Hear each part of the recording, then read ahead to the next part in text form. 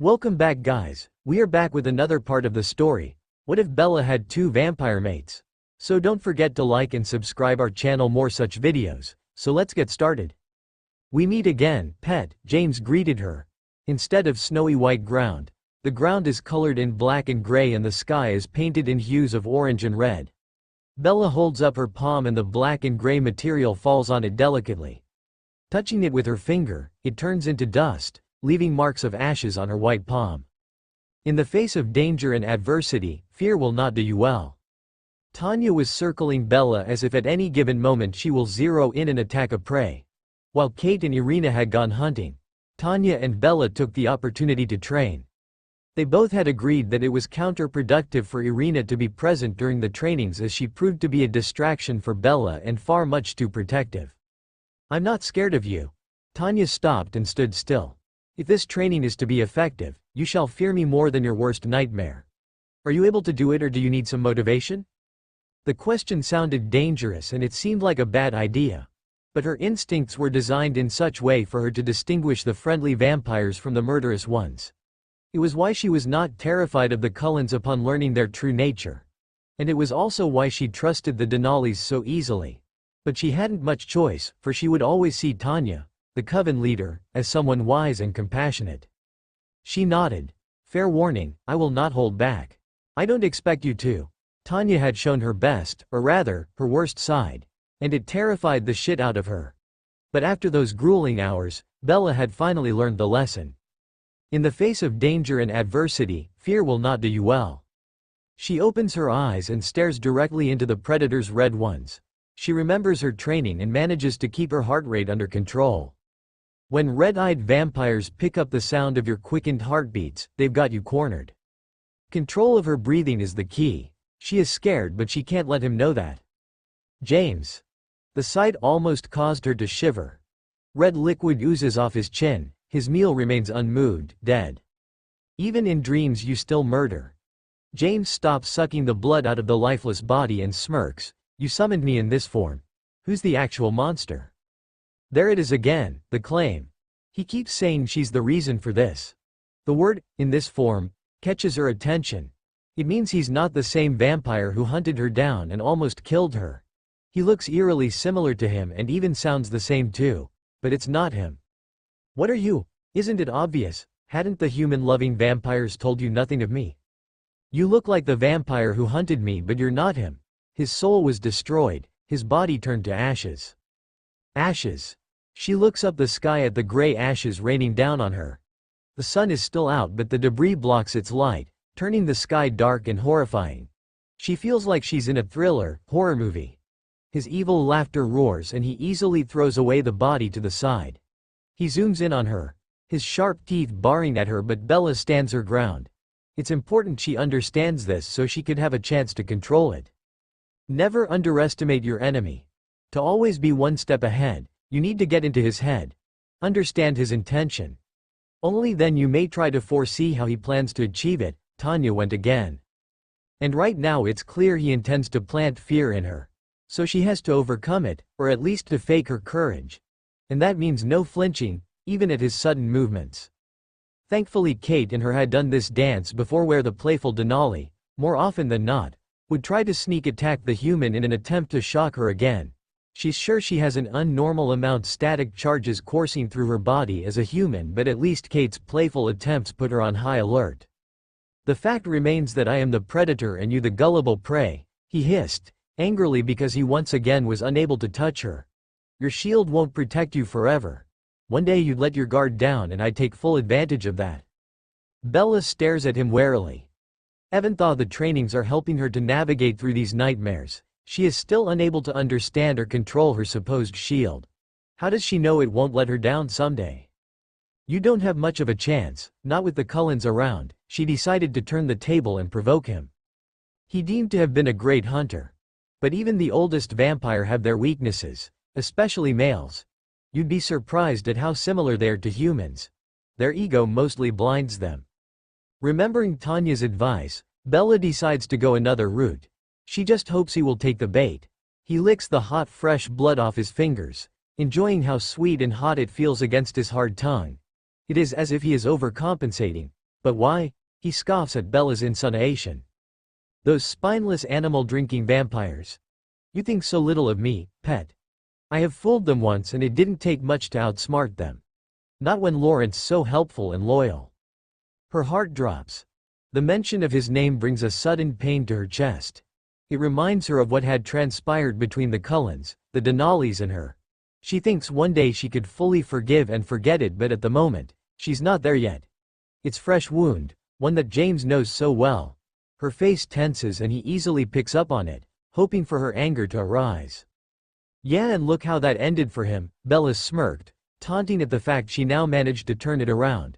So she decided to push a bit further. All three of you tried and successfully failed. She has done it. His smirk all gone and his eyes turned black. He seems to be mulling over something in his head when all the darkness in his eyes faded back to red. Did we? First they killed you. And then the wolves tore Laurent apart. Finally, Edward and Jacob murdered Victoria and her newborn army. I'd say we won it all. Then explain this. James snapped his fingers and all her worst nightmare came to life. There standing right behind him is Laurent, Victoria, Riley and all the newborn army. Feeling overwhelmed and trapped by the sight of every vampire who had wanted to kill her, Bella closes her eyes, focuses on her breathing and tries to wake up from the dream. All vampires move from behind James, forming a big circle after her. Their eyes are red and it's obvious they are thirsty from being in front of the unprotected, delicious-smelling, human. They close in on her and whisper her name, Bella. She has never hated her name so much than in that precise moment. As they approach Bella, their voices become loud and clear. In her mind, she commands herself to wake up at the very instant. After a few moments of struggling, Bella jolts upright in her bed, trembling. Tanya calls out her name and it almost sounds like the way they chanted her name. She flinches and jumps out of bed. Tanya tries to reassure her that she is now safe again, but Bella won't listen. Caught up with the sight and the sound that last greeted her, her mind is still mostly back there with James and all the red-eyed vampires. The only words she heard in the midst of all chaos is Irina's name. It is when she feels a familiar and cold grip on her shoulder that Bella has truly escaped the nightmare. Irina stands before her, her blonde hair tousled from running so fast from her hunting ground to Bella's side. She sags as she sighs in relief being in Irina's safe arms. Irina then guides her to control her breathing and repeats the mantra she and Bella agreed upon. You are here. You are safe, Bella. I am here with you. It takes her a while before she could repeat it. I am here. I am safe and you are here with me.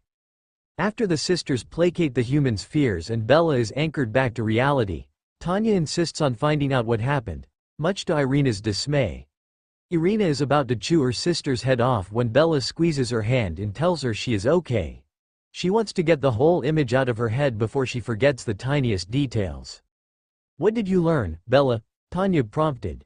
She swallows, trying hard not to tremble. It wasn't just him this time. Laurent, Victoria and the newborn army was there too. Irina isn't happy that they had to cut the trip short. She received a call from Alice asking them to come back earlier than planned as a restless Rosalie is bound to come and crash them if they refused. I was thinking, Bella's voice snapped her school of thoughts. Yes, Isabella? Where should we go, for the date? All anger forgotten, Irina dons a huge smile on her face hearing her mate's question. There are so many places she wanted to take her, places and activities she knows Bella might enjoy. About that. I was wondering if you'd allow me to take charge of the planning? Irina asked with hopeful eyes. Bella looks hesitant so she quickly adds, I am grateful you took the initiative but I was hoping you would allow me to take lead on this. Bella narrows her eyes, but it isn't fair. Knowing she's about to lose to her mate's wounded look, Irina sweeps in and captures her mate's lips with hers, effectively stopping Bella's puppy eyes. When she pulls back, Bella looks dazed and her eyes seem unfocused. It isn't, but I want this so badly. I've been dreaming of this, been planning for it. Would you kindly do me this favor and make me the happiest vampire on earth? Irina threw her most dazzling smile, her lips hovering over her mate's. Bella could only blink and nod, slowly giving into the seduction. Is this one of your succubus skills? She asked earnestly, curious. She doesn't resent her for it. This was Irina's history. It's all seem amusing to her. Isabella, if I were to use my seduction skills, you wouldn't even know it, Irina claimed before pressing her lips fully against Bella's. Her arousal shot through the roof and all vampires picked up on it. Gross. Irina, keep it in your pants, and Bella, I can't believe you fell for that. She didn't even do much but bat her eyelashes at you to melt you into a puddle. Kate cackled. I wonder if you'd get a heart attack from seeing Irina naked. To that, Tanya smacks Kate in the back of the head and Irina gives her a smug look. You do not need to put that mental image in Irina's head. Now we both have to endure our sister's arousal, Tanya complained. Bella pulls away, blushing at Kate's teasing. Irina's eyes turn a darker shade of gold as she leans in to whisper. I cannot wait to have you all to myself, my Isabella. At least these two hags won't be cockblocking us. Call me old again and you'll find yourself walking home, Kate retorted after obviously hearing what Irina said. Irina scoffs, unaffected by the threat. She had walked much further before. Alone and without your mate. Kate finished in a smirk and Irina kept her mouth shut. She pulls Bella almost onto her lap and holds the human tighter to her. There's no way she would waste precious cuddling time with her mate. The car ride to Forks remains that way. Irina trying to seduce her mate while Kate chimes in every now and then just to piss her sister off and throw her off her game while Tanya focuses on the road, warning Kate not to take the teasing too far. It's a long journey and after they stop to feed the human, Bella spends the rest of the time sleeping against Irina's very comfortable body. The vampire purrs slightly at the body contact. She's a very happy vampire when she learns that Bella loves to cuddle in her sleep. Irina wonders if she could one day convince Bella to use her instead as a bolster. Kate and Tanya watch the pair from the rearview mirror and smile. You look very happy, sister, Tanya noticed. Never taking her eyes off the human sleeping soundly in her arms, she sighs happily and smiles, yes, and she's the reason for it. Eliezer and Carmen's running out of patience. I cannot hold them off much longer. Irina runs her nose across Bella's hair and breathes in her mate's scent. She still smells like her favorite son. Soon, once Bella agrees. No one is more relieved that Bella and Irina managed to spend somewhat intimate moments before their return to the Forks. Impatient Rosalie blocked their pathway with her red M3 and demanded to have private moment with Bella. Normally vampires like Irina wouldn't be able to control her possessiveness, but Bella's similar reluctance in saying goodbye to her gives her the confidence and assurance that Bella is beginning to accept their mating bond. They linger for a moment in an intimate embrace and Irina kisses her mate once again before is rudely interrupted by her selfish cousin. Rosalie gently but firmly pulls Bella away from her cousin, grumbling about the lovesick idiots taking too long of a time to bid farewell, and gentlewomanly opens the door for Bella. She gives Irina a subtle nod, promising no harm to come to her mate whilst she is around. Bella gives her one last wave as Irina looks smaller and smaller through the mirror. Relax, you'll see her again tonight, won't you? Rosalie grumbled. Bella feels her heart do a little tug and she suddenly feels a little guilty towards Rosalie. To make up for lost time, Bella immediately takes off her seatbelt and jumps at Rosalie in the driver's seat to give her a tight hug. Not expecting it, the car swerves momentarily before Rosalie regains control and they're all safe. She wants to be mad at Bella's recklessness, but how could she when Bella's holding her so tightly as if she's afraid Rosalie would run away? No need to jump my bones, Swan, she said with a hint of smile. Her right hand rubs Bella's back affectionately. Bella snorts. No one would hail seeing as Emmett's marks are littered all over your neck. She lets Rosalie go and returns to her seat while Rosalie feels guilty for forgetting about the love bites. It felt like she was somewhat cheating on Bella. But seeing Bella's relaxed posture, she pushes the thoughts away. Come on, your spare part just arrived today.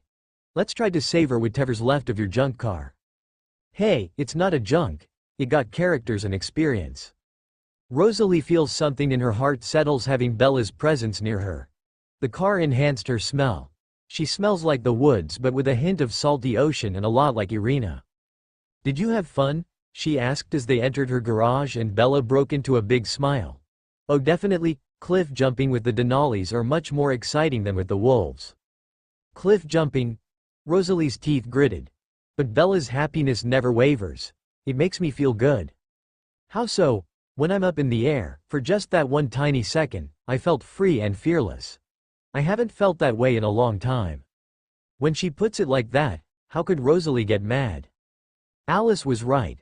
She would definitely have opposed to the idea and Bella wouldn't have had fun. Although, Emmett would definitely invite himself to the next Denali's adrenaline rush trips. She could see it. But perhaps that day will not come too soon. As of now, she understands that there's a lot for Bella to process and she does it so much better around the Denali's. And she hopes they would extend the invitation to her too. Rosalie kind of wishes she could see Bella so carefree like the teenager she's supposed to be. It makes her sad to remember how it felt like when they all thought Bella was committing suicide by jumping off the cliff. She knows without a doubt that the sight of Bella jumping would tear her heart into two. "You're so messy," Rosalie complained, seeing how everything she touched. Bella managed to get some grease or oil on her. "You're my teacher, so, is that wise? Insulting the only mechanic who can help fix your monstrous truck?" Rosalie smirked and stopped working as a threat. Bella's eyes widen and she throws herself around the vampire. No, I was just joking. Please don't stop." Rosalie puts her tools away. That doesn't sound much like an apology. Okay. What do you want? An elk? Me to do your homework?" Rosalie looks unamused. Last time Emmett and Bella pranked her, they purposely did her homework all wrong and drew love on Mr. Erickson's name. She had to sit through an awkward after-class session with him, enduring an even more awkward lecture of how it's forbidden for teachers and students to be in a relationship, while the two clowns waited outside laughing. She glares at the human, but Bella only chuckles and presses her body closer to the vampire, resting her head against Rosalie's neck. "I'm sorry, Rose," she said while trying to stifle her laugh against Rosalie's skin. Her warm breath tickles the vampire and she almost shudders. "You're not, you know what? I think I'll make dinner for you. How do you feel about having soup?" Bella freezes and realizes she's in trouble. There's no way she would eat another one of Rosalie's horrible cooking. Engines she could do, but when it comes to food, Rosalie's a natural disaster with it. Last time she attempted to make a soup it turned blue. "But I'm not hungry. Irina fed me already." Her stomach miraculously grumbles and Rosalie decides to take the joke further. "Nonsense. Now come, I'm making you dinner." She cleans herself up in the garage and pulls a pale Bella to the kitchen. With the help of Alice, Rosalie fakes cooking in the kitchen and keeps Bella occupied in the hall with Jasper. Really, she just took Esme's containers from the fridge and reheat it. "Go on. You're hungry. Eat." Bella tried to delay herself, but then Rosalie got impatient and forces the human to sit on her lap as she tries to feed her. Bella nearly choked when she realized it was good. "Oh my God, it's so good, so you wouldn't oppose to me cooking for you again?" "Well, duh. Good. Because I didn't cook that. It was Esme. But I'd be happy to cook for you next time," she smirked. "I think I'll try making pasta next." Bella narrows her eyes and realizes she just got played. She stops eating and kisses Rosalie numerous times on her face and apologizes. Rosalie's about to tell her she forgives her when both of them unintentionally move their head at the same time and accidentally brush their lips together. Bella freezes while Rosalie feels something snaps in her. It was such a tiny kiss, but she realizes there's a hunger building right inside of her. Curious and desperate to feel more, she leans in further and moves her lips slightly, which caused Bella to shiver on her lap. Entranced by this new and excited feeling, both of them turn their heads just a little bit more and Rosalie takes the opportunity to softly press her lips against Bella more. Her hands automatically go to Bella's waist, keeping her there, and she pulls Bella that much closer to her. And when Bella releases a long breath through her nose as if the kiss is something she has been waiting for all this time, Rosalie growls and lets her instincts kick in. She swiftly raises Bella up on the table and continues to kiss the human from above. The position excites her, more so by Bella's positive response. Deciding to test how far Bella is willing to go, she darts her tongue out and invades Bella's mouth. For Bella it feels so good that a moan escapes her lips. Surprised and embarrassed, she quickly pulls back, and that's when she realized what they had done. Feeling guilty and confused, Bella decides to do the best thing she knows how: she flees. She is done thinking. Bella stands up from against the tree and starts to make her way to the planned destination. It's getting cold out since spring has arrived. Bella quickly stops by her room and layers her body with thick clothes. She sees the sweater Rosalie got her and decides against it. Even though she knows it's her best option. She opts for her old one instead. It may not keep her warm as the other one, but at least she won't feel dirty in it. Her heart already feels heavy as it is. At this moment she could almost hear Rosalie's voice nagging and insulting her truck. What use of a vehicle if it keeps falling apart? But her family isn't made out of money and it was a gift from her father. It's precious to her. It still sucks that she has to walk, but thankfully the Denali's temporary resident is just 10 minutes away. Her phone remained in her room, on silent mode. She needed the peace and quiet. She needed the room to think and to decide. She couldn't if she had interruptions. Guilt is a terrible feeling. Her eyes pool with tears once again at what she had done. She doesn't understand it. Couldn't when she tried. What the fuck happened? How could she have let it happen?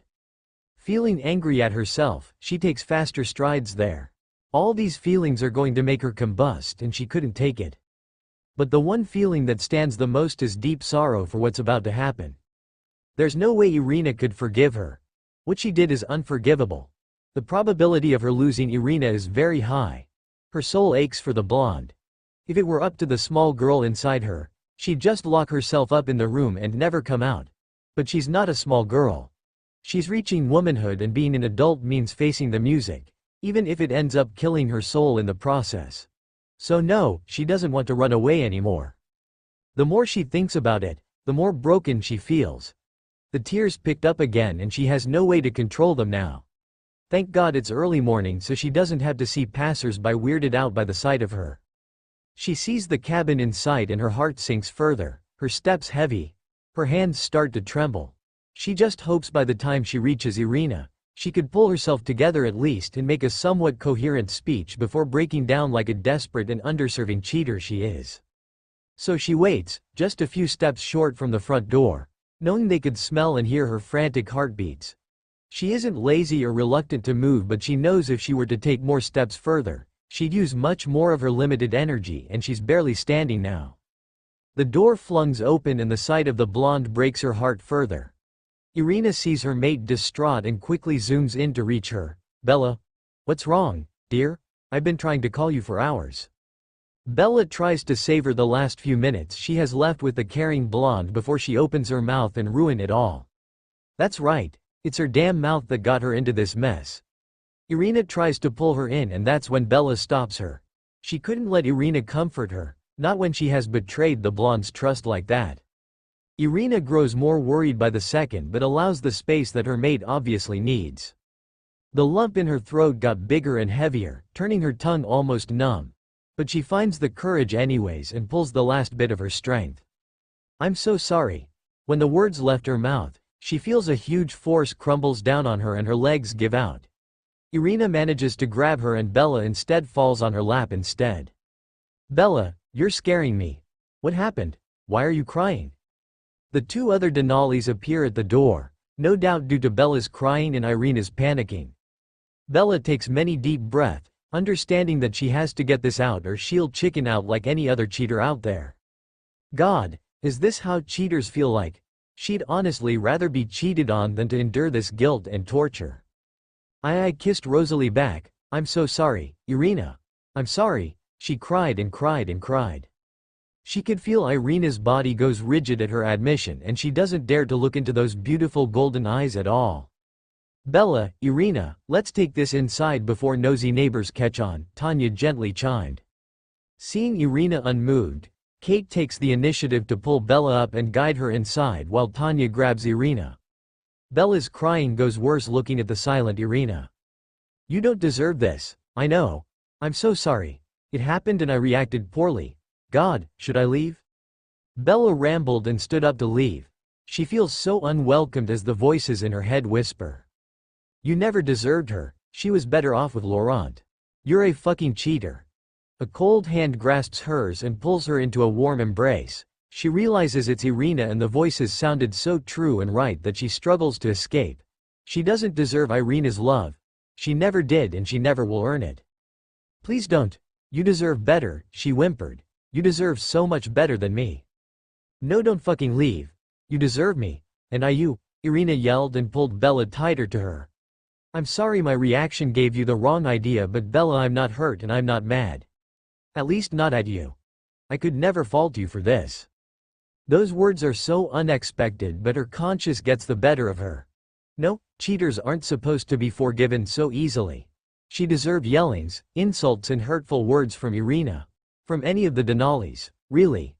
But Irina's too kind and she realizes she could only get the backlash from the other two sisters. From Irina's shoulders, she looks at them and pleads. I hurt your sister. I'm hurting your family. Please, say something. They give her a crestfallen look before joining in the hug. Bella's confusion grows and it makes her angrier at herself. But the hug is too comforting and she needs it to calm down. She needs it to be alive again. She tried to leave but their hold is strong on her. So she sags against their embrace and lets herself be held. It's almost an hour later that Bella feels herself waking up and she finds herself being wrapped in Irina's gentle but strong arms. An euphoric feeling courses through her. She thinks she can get used to waking up like this. Irina's adoring eyes on her and a small smile appears on her lips. Hi, sunshine. How do you feel? She asked. Honestly, she feels well rested. Her body feels refreshed. How could she not when last night she couldn't sleep a wink? She freezes as memories flood in. Bella tries to get up and distance herself but Irina doesn't allow it. No, love, please stay. At Irina's pleasing eyes, she relents, though something doesn't sit right in her heart. But the last thing she wants to so is hurt Irina more than she did. She averts her eyes as the monstrous feelings revisit her. I promise you, I'm not mad. And I'm not hurt. I actually should have seen it coming. And I need to apologize, Irina said. No, fuck no. You have nothing to be sorry for, Bella argued. Irina's so precious. How could she ever blame Bella's wrongdoing onto herself? Now Bella believes more than ever that she doesn't deserve the blonde vampire. We thought it wasn't possible but I had felt it the first time you and I met. I had sensed there was a unique bond between you and Rosalie. Bella winces. She always felt comfortable around Rosalie but never once did she think Rosalie in that way. Remember when Tanya said it was possible for vampires to have more than one mate? Bella nods but feels horrified at the upcoming revelation. No God, no, please don't say it. Please, no. Irina holds her face gently in her hands, stilling the now frantic human. She lands her cool forehead against her mate's and stares deeply onto brown eyes. Breathe, Isabella. Breathe with me. She guides Bella and manages to calm her down. We don't have to talk about this right now. I'm only mentioning it to you now so you understand that I'm not mad. Either at you or Rosalie. I need you to know that I understand this isn't what you want or planned. I know this can be scary but you need to know I love you. You deserve all the love I have to give and I hope you will still allow me to win your love. Nothing changes between us. I still want you, Irina smiled earnestly. Bella's sight turned blurry from the tears flooding her eyes. But I cheated on you. I kissed someone else. Irina smiles and presses a long kiss onto Bella's lips. There, I erased it and took back your lips. Bella chuckles and shoves Irina's chest playfully. Irina laughs and allows her before grabbing her mate's hand and kissing it. Isabella, that kiss was driven not by lust but by your instinct. The same goes for Rosalie. But I hope you won't get angry at her because knowing my cousin, she would be halfway across the world right now, feeling angry at herself and feeling so confused. Most of all, I think she hates herself for hurting you.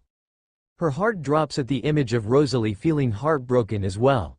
She feels guilty for not thinking it that way because her mind was too concerned over Irina. How are you so calm about this? I don't think anyone else would be so nice. Bella reaches out to caress Irina's face. Her guilt has subsided greatly looking at Irina's sincere feeling. There's a lot she doesn't understand about vampire mating but she trusts Irina now. Dwelling on it won't do her any good, she just opened the Pandora box that she's not ready for just yet. Because I waited so long for you, Isabella Swan. I love you and I know every day spent with you is a victory for me. I'm not going to be foolish and allow doubts to win when I could be happy with you. You're so cheesy. Do you hate it? No, I love it, she shyly confessed and blushed. Irina coos and swoops in to get another kiss, which Bella is much to oblige. But I do have one condition I would like to impose. What is it? Bella asked nervously. That you reserve your lips only for me, at least until Rosalie has accepted and embraced the truth. The truth? That you're my mate and hers. Her heart skips a beat at Irina's statement. She feels ashamed that there's a small joy in what Irina just said. One mate is more than enough for her. She's always wonders how people in polyamorous relationship navigate it, but she doesn't mind as long as everyone knows what they're doing and they're happy with it. But the idea of being in one actually horrifies her. She doesn't think her heart can split into two. Bella would definitely break. So she nods, even though she doesn't see it happening anytime soon, at least on her part. Do Kate and Tanya know? Are they mad? She bit her lips. Bella truly adores them both and looks up to them. But it is nerve-wracking to be at the receiving end of their displeasure. She shudders remembering how Kate tortured Edward during the big confrontation. Kate looked murderous and lethal. Why don't you ask them yourself? Irina pointed to the door. Sure enough, the two sisters are standing at the door. We told you, Bella, whatever makes you happy, go for it. I mean, Tanya had screwed more men than the number of residents in this town. Sometimes more than 10 at one time. So, who cares? Kate joked. Tanya elbowed her in the ribs for the playful insult. As long as all three of you are happy, I have no qualm. We fully support you, however you want to decide this, Bella. But there is one pressing matter which requires our decision. Who wants to go and get Rosalie? Emmett was there when it happened. And he was still there too when he heard Bella leave in a hurry, away from Rose. He definitely was there the moment Rose unfroze and made one hell of a run from there. With no hesitation, he abandoned the brand new console and picked up right behind Rose. Schiff. He cursed as Rose stepped up, almost leaving him behind on purpose. There were some things that they never spoke of during their entire marriage, and this was one of them. Whenever their cousins were over here, Rose would always prefer to hunt with them over him. He often brushed it as her wanting some women time, but he always suspected it was more. Every time they parted ways with their cousins, Rose seemed more agile and sharp. Her movements became more controlled, calculated even, and she became a far more effective and elegant hunter. He tried to bring it up, but he was often met with silence. But he did have an advantage. In some ways, he knew her better than anyone. After almost 2 decades together, he figured out her likes and dislikes, and he had to learn it the hard way. One wrong move or one wrong word, he'd get the doghouse and back to square one. So he knew she would try to get away as far as possible from Forks. Somewhere it felt safe and far enough from the very trouble she was trying to get away from, Bella. He wasn't entirely sure what happened, but he knew it was something that could possibly damage what Rose and Bella had, what could have been. So once Rose realized she would never be able to shake him off, she gave up to try and throw him off her tracks. She allowed him to trail behind. She figured it was safer that way. Someone would be there to stop her from doing something stupid. 1 week passed and they are still living like a nomad.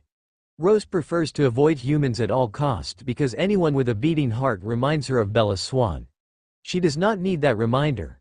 It kills her. She hurt the one person she cares about the most. Bella's an honest girl, so she knows the kind of damage she inflicted upon her. First and foremost, she betrayed Bella's trust. After Port Angeles, they developed this rapport which then led to trust, and this Rose became her safety net. That kiss shattered the crystal bubble which had kept Bella safe, which had kept Bella near her. She was always a shoulder to lean on for Bella, but now, she knows Bella would think twice before reaching out to her. 2. She made Bella a cheater. It discredits Bella's integrity, and this puts a heavy toll on Bella's earnest heart. Guilt is such a corrosive bitch, and the cheating act speeds up the effects. She made Bella taint her good nature. No doubt she would put a strain on Bella and Irina's fragile bond. Their relationship started out rocky, and this erases all the milestones the new mates have achieved together. 3. She ruined Bella's happiness. She has to admit, a small and evil part of her wanted this. The green monster is ruthless and selfish, and it craved to set fire on Bella and Irina. These are the reasons why she banishes herself deep in the woods, away from Bella Swan and Irina Denali. She has resigned herself to this nomadic life, vowing to stop herself from hurting those around her. That is until a certain blonde finds her. "What are you doing here?" Rosalie asked, ready to once again flee. She looks to Emmett, trying to see any hint of clue if he had tipped them off. He looks surprised as she is. "To bring you back," she stated the obvious.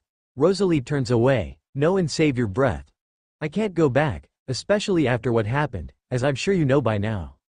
Not even for Isabella? She inquired, knowing Rosalie won't be able to resist. She tries so hard, her face almost gives her away. Her chest becomes pressured at all the most gruesome thoughts of Bella. But she knows it could be a trap. Her body's growing weaker, she's developed the fever again. It makes Rosalie mad. Then what the hell are you doing here? She needs you. Irina shakes her head. She needs us both and you know it. Belsie's sick again. Rose. We have to go back? Emmett yelled at her, pleading to her senses. God damn it. If you refuse, I don't care. I will manhandle you and drag you back to Forks. Finally, he cracked. Rosalie's too damn stubborn and he doesn't know how to handle it anymore, especially not when Bella's life is on the line. She's much too fragile, he thought. The least he could do is bring Rosalie back. Emmett, allow us a moment, please, Irina politely asked. He is hesitant, fearing Rosalie would use the opportunity to flee once again. You should head back first. Bella misses her big brother too, why no? He smiles and obliges. It's been few days and he's tried. He thinks Irina's got a much better chance at this. So he takes off to Forks. Once he's out of earshot, Rosalie calls her on her BS. Emmett may be gullible, but I know Bella. And I know you when Bella's in danger. You look nothing like it. Irina laughs and relaxes her posture. With Emmett gone, she now has the privacy they both needed. This has been long overdue. She told me you'd say that. Irina smiled and handed Rosalie an envelope. She looks at it warily. This isn't a bribe, right? You maybe make more money than us, but I don't need money. She told me you'd say something like that too. Damn it, now that's the second bet I lost to her. Rosalie's still cautious. Just open it, and when you finish reading it and you want me to leave, I will, Irina assured. Rosalie takes a deep breath and opens it to find a long letter. Dear Rosalie Hale, Charlie has finally come to his senses and will not allow me to skip school. Due to this unfortunate circumstance, this letter represents me instead. Yes, you're right. I'm not sick, and no, I don't have enough money to bribe you, and I'm most certainly not going to allow Irina to use her money as well. Irina did briefly tell me why the kiss happened, and I'm not ready for that conversation just yet. And I know you aren't too. So, I propose a truce between the four of us. Let's hold this conversation and cross the bridge when we get there. I hold no grudge over you for what happened. Irina and I are good even. For now, I miss my best friend. I just wish she would be back, on her own terms, of course. I am still unsure how to do this without being awkward around you. But then again, you've always told me I'm the most awkward human you have ever met, so that's that. Well, Grandma, I'm not sure how you people do it back then, but I'm running out of words. I love you and I care about you, and I most certainly do not hate you. I could never. Know that the spot in our mini library is still reserved for you and only you. P.S. You still hold the spot in my heart as my best friend. P.S.S. Don't tell Alice I told you that. In fact, get rid of this evidence. I'd hate it if she blackmails me using this letter to force me to go on another trip to the mall with her without you. Yours truly, your clumsy best friend. She couldn't help the grin forming, remembering the time Bella literally cried after Alice forced her to go shopping for 7 hours straight. The sight of Rosalie at the mall was pure heaven to Bella. She dropped all bags and ran to Rosalie and hugged her tight, not caring the watchful eyes. Since then, she made Rosalie promise that Alice will never get the opportunity again to torture her. All the heaviness in her chest is automatically lifted. She feels okay again. In that one letter, Bella managed to address all of her concerns. She has more than one reason now to head back. She gives Irina a meaningful look and they begin their journey back. How did you find us? Was it Emmett? Irina smirks, feeling boastful that for once she seems to be the superior one in their knowledge of Bella. As suspected, Bella knew where Rosalie would go.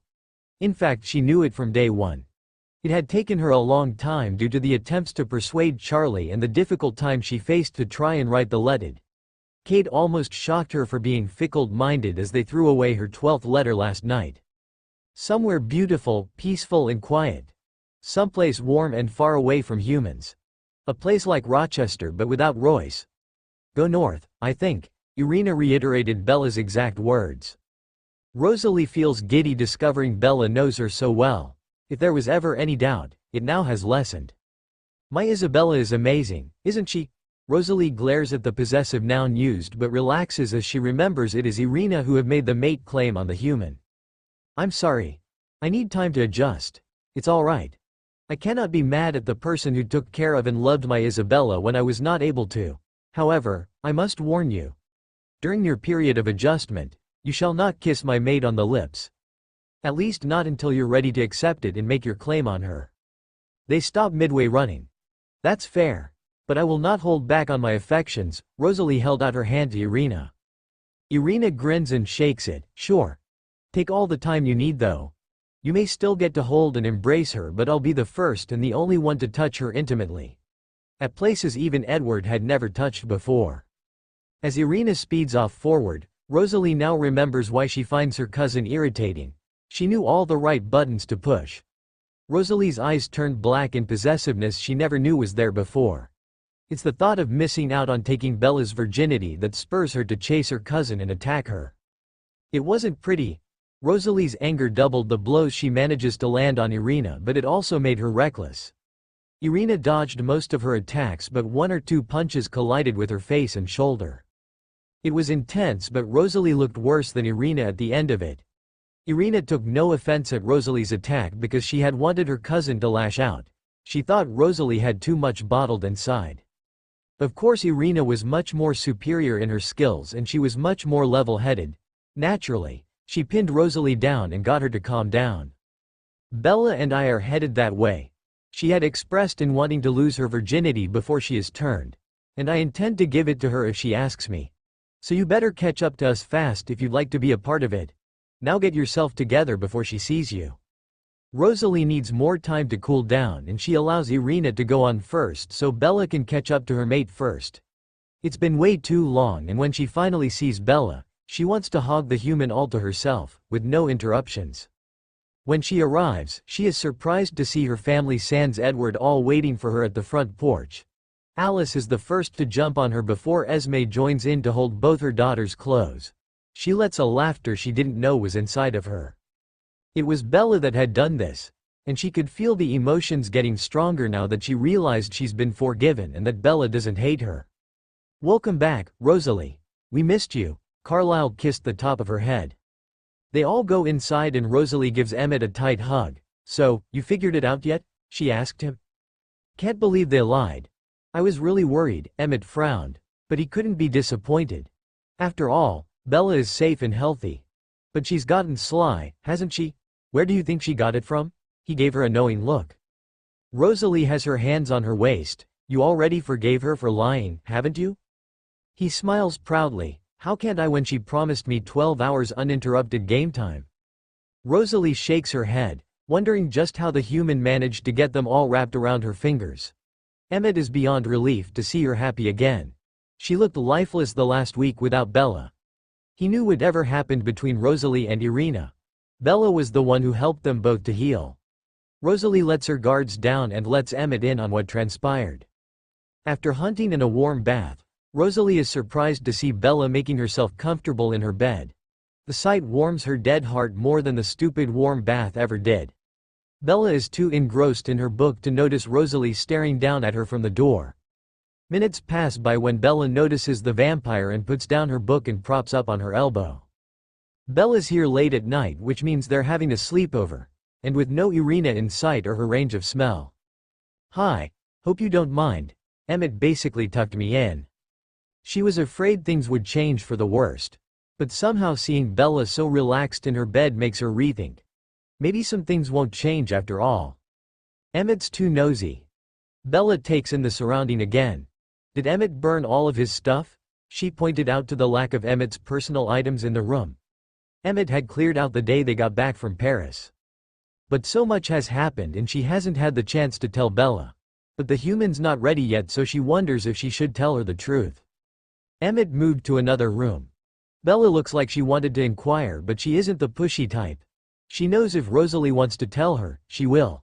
So she gets the hint. Do we need to talk about my letter? Bella asked as Rosalie settled down in the bed next to her. I believe you said what you wanted to say, and I heard you. What are you reading on? Bella humors the vampire with 20/20 eyesight and flashes the book cover, for extra credit. For college. It's the first time Bella approaches the subject and Rosalie's all ears, especially since the atmosphere isn't as awkward as they thought it would be. You thought about college? Yeah. It gives me a bit of normalcy around here, she teased. That Newton boy would be the perfect one to offer you anything normal. Normal hormones for a teenage boy. Normal size of an ape brain. And normal kind of dick, Rosalie joked back. Bella smacks her shoulder with the book and Rosalie just laughs as she takes away Bella's book, slides in the bookmark she got the human at the page Bella last read and puts the book away. She then proceeds to switch off the light, pull Bella down into the covers and makes her face the other way so she could cuddle her. All whilst Bella looks at her unamused. Did you not hear the part about me needing the extra credit? Bella grumbled in the dark but complied with Rosalie's wish anyways. I'll help you tomorrow. Now, sleep. Bella sighs and relaxes herself. 10 minutes pass but she still is unable to sleep. What's wrong? Rosalie asked. She is worried Bella might be regretting coming here tonight, that maybe Bella wished she was with IRINA instead. Bella turns around in her arms. I've got something to tell you. Sleeping away from IRINA may leave me unprotected from the nightmares. So, if you me struggling to wake up, please do wake me. Rosalie realized she is being selfish. She wanted Bella all to herself tonight but not at the expense of Bella's peace. We can call IRINA here if you want, I'll call her now. She reaches for her phone but Bella stops her. There's no need. I discussed it over with the Denali. We're testing this theory and we agreed to try and see how well I sleep with you tonight. IRINA thinks your presence might have the same effect as she does. Are you okay with that? Now, she doesn't understand much but she feels honored that IRINA is trusting her with her mate. If it were up to her, she wouldn't be so generous. She actually prefers to share the big bed with IRINA too if it meant Bella would have a peaceful slumber but Bella looks so determined she didn't have the heart to say no. What else do you need? Bella smiles and resumes to her earlier position. She raises her hand, please. Rosalie rolls her eyes and gives the human what she requested. She is surprised to find Bella letting her hold her so intimately when she realized Bella intertwined their fingers and rested them on top of her chest. Yes, they have spooned and cuddled before but not like this. Tanya thinks the skin contact might help. Rosalie doesn't say anything as Bella's heartbeat turns slow and steady. She inhales everything that is Bella and closes her eyes. Whatever's waiting for Bella in her dream, Rosalie is determined to do whatever it takes to help her. Good night, Bella. Bella sits by the kitchen counter, her head still dazed from last night.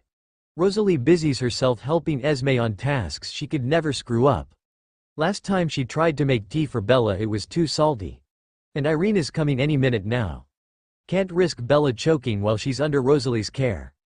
The last thing she needs is getting into another brawl with her cousin, at least not when Bella's feeling so horrible at the moment. Esme is patient enough to teach Rosalie again the difference between sugar and salt and the maximum amount of sweetness Bella can take before she gives her diabetes.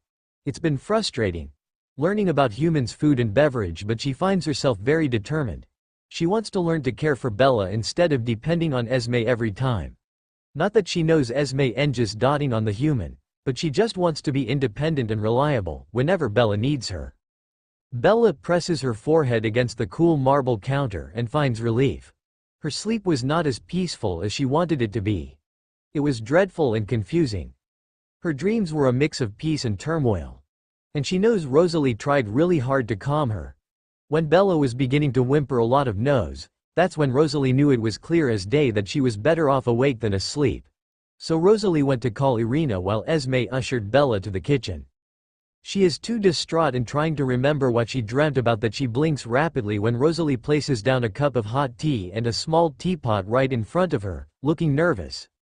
Esme smiles assuringly at her and Bella wastes no time to try the drink.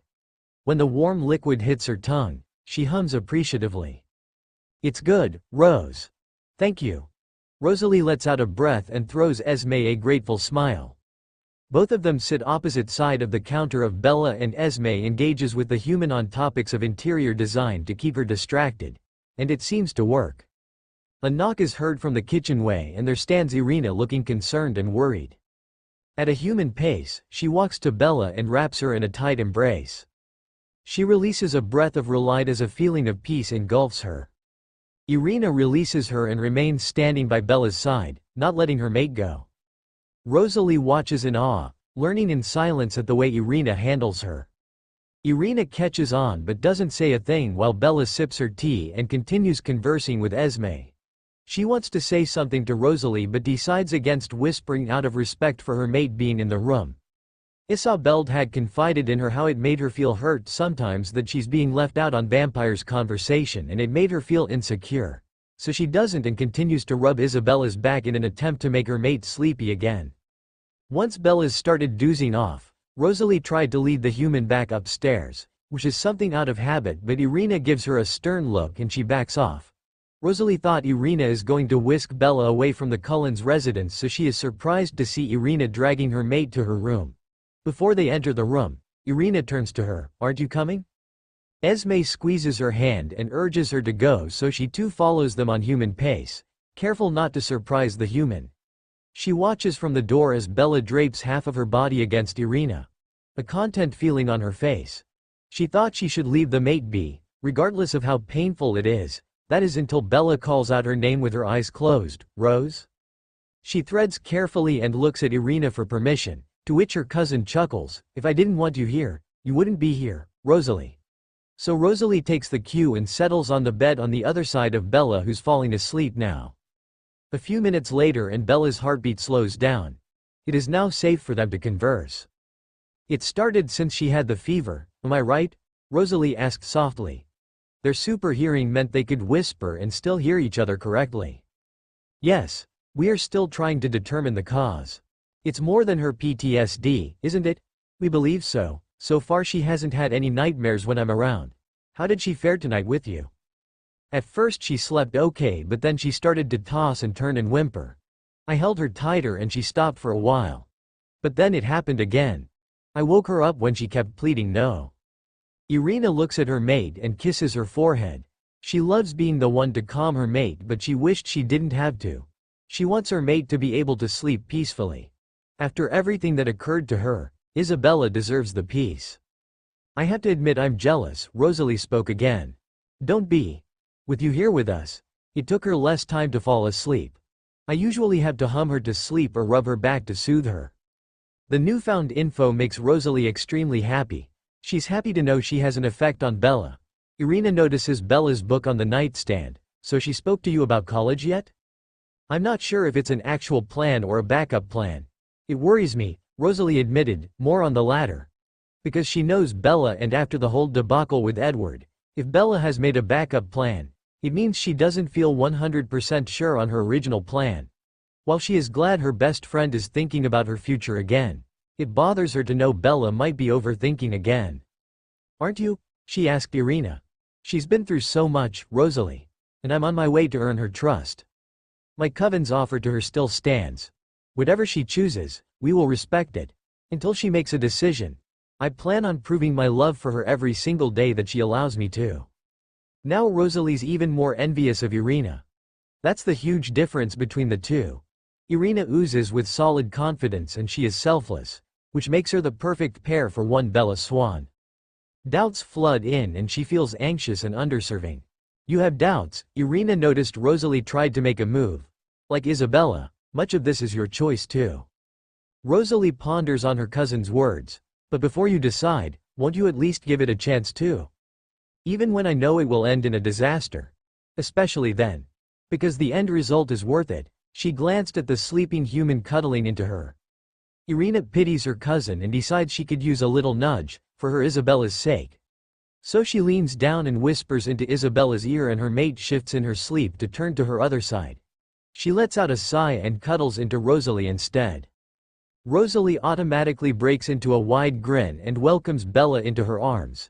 She helps the human get comfortable and notices Irina spooning Bella from the other side. So she pushes all dark thoughts away and decides to enjoy this rare moment. "She's worth it," Irina said with finality. Rosalie glares at the relentless boy who's talking Bella's ears off and wouldn't take the hint. She wants nothing more than to throw him off a wall, but as of now, or even claim Bella as hers by kissing her in front of the entire school senselessly. But, the school still thinks she and Emmett are together and that Bella has been single for a while. Plus, there's Irina in the equation and she has all the rights that Rosalie doesn't have just yet. She's a big girl, she can take care of herself, Rosie, Emmett said. Not a moment too soon. The devil arrives in her red Audi A5 and parks right in front of the school. Bella is relieved to see her so they can now set their plan in motion. Irina exits the car and leans against the hood, ignoring envy stares from the girls and drooling boys. Her eyes focused on the most beautiful brunette there is. So, now that Edward's gone, would you like to go out with me? Mike asked, still following Bella like a puppy. She knows Irina can clearly hear him and her face hardened at him. So Bella throws her a bone and gives her a beaming smile. Not interested, Mike. I'm with someone else now. Bella brushed him off and sped off to Irina. Irina takes her hard eyes off the shameless boy and opens her arms to welcome Bella instead. Bella, frustrated at having to reject Mike Newton for the nth time, decides to do something to make him understand. She whispers her request onto Irina's ear and Irina smirks before grabbing her by her jacket, spins her around and pushes her down gently to sit on the hood. Bella grins and reaches up to kiss Irina gently on the lips. All heads turn to stare at the shocking sight and the whispers begin. Rosalie smirks watching Bella's newfound confidence soaring. She notices the human has changed drastically ever since she started dating Irina. Long gone the insecure Bella who dated Edward. My dear Isabella, anytime you want to kiss me, I'm all lips, she heard Irina whisper teasingly. Bella laughs and playfully shoves Irina away. Let's go. Thank God it's Friday. I don't want to have to deal with the questioning. Angela looks happy, Jessica looks shocked and Lauren looks disgusted but jealous at the same time. Bella throws Rosalie a smile before climbing into the car. And I can't wait to take you out on that date. Irina is damned too happy about the progress. Bella asking her out on a date meant that technically they're dating, sort of. But this display of affection seals the deal on their label. For Bella to pull such stunt, knowing it would cause a stir among the people of Forks, meant that she is comfortable and open to take the relationship to another level. It also means Irina can take her on that date and not worry about showing off her affections for her mate. Is this a date or a road trip? Bella inquired after seeing they officially left Forks. Irina smiles and squeezes her mate's hand, the same hand that had reached out to hold hers when they began their journey. A little bit of both, my love. I have no doubt you will love the place. She kissed her hand's mate, earning her a crimson red Isabella. I hope you know that I would be happy to go anywhere with you in Forks. The gossips don't bother me as much. Irina momentarily takes her eyes off the road to see a concerned Bella. No, Isabella. That is not the reason why, I assure you. I love you and Forks kind of grew on me, but there's not much place there where I can sweep you off your feet. And I want to make this really special, for the both of us. Bella thinks over it and agrees. Forks is quite boring and there are limited places and activities to do here. All her adventures and misadventures with Edward, the Cullens and the pack sort of covered the whole area already.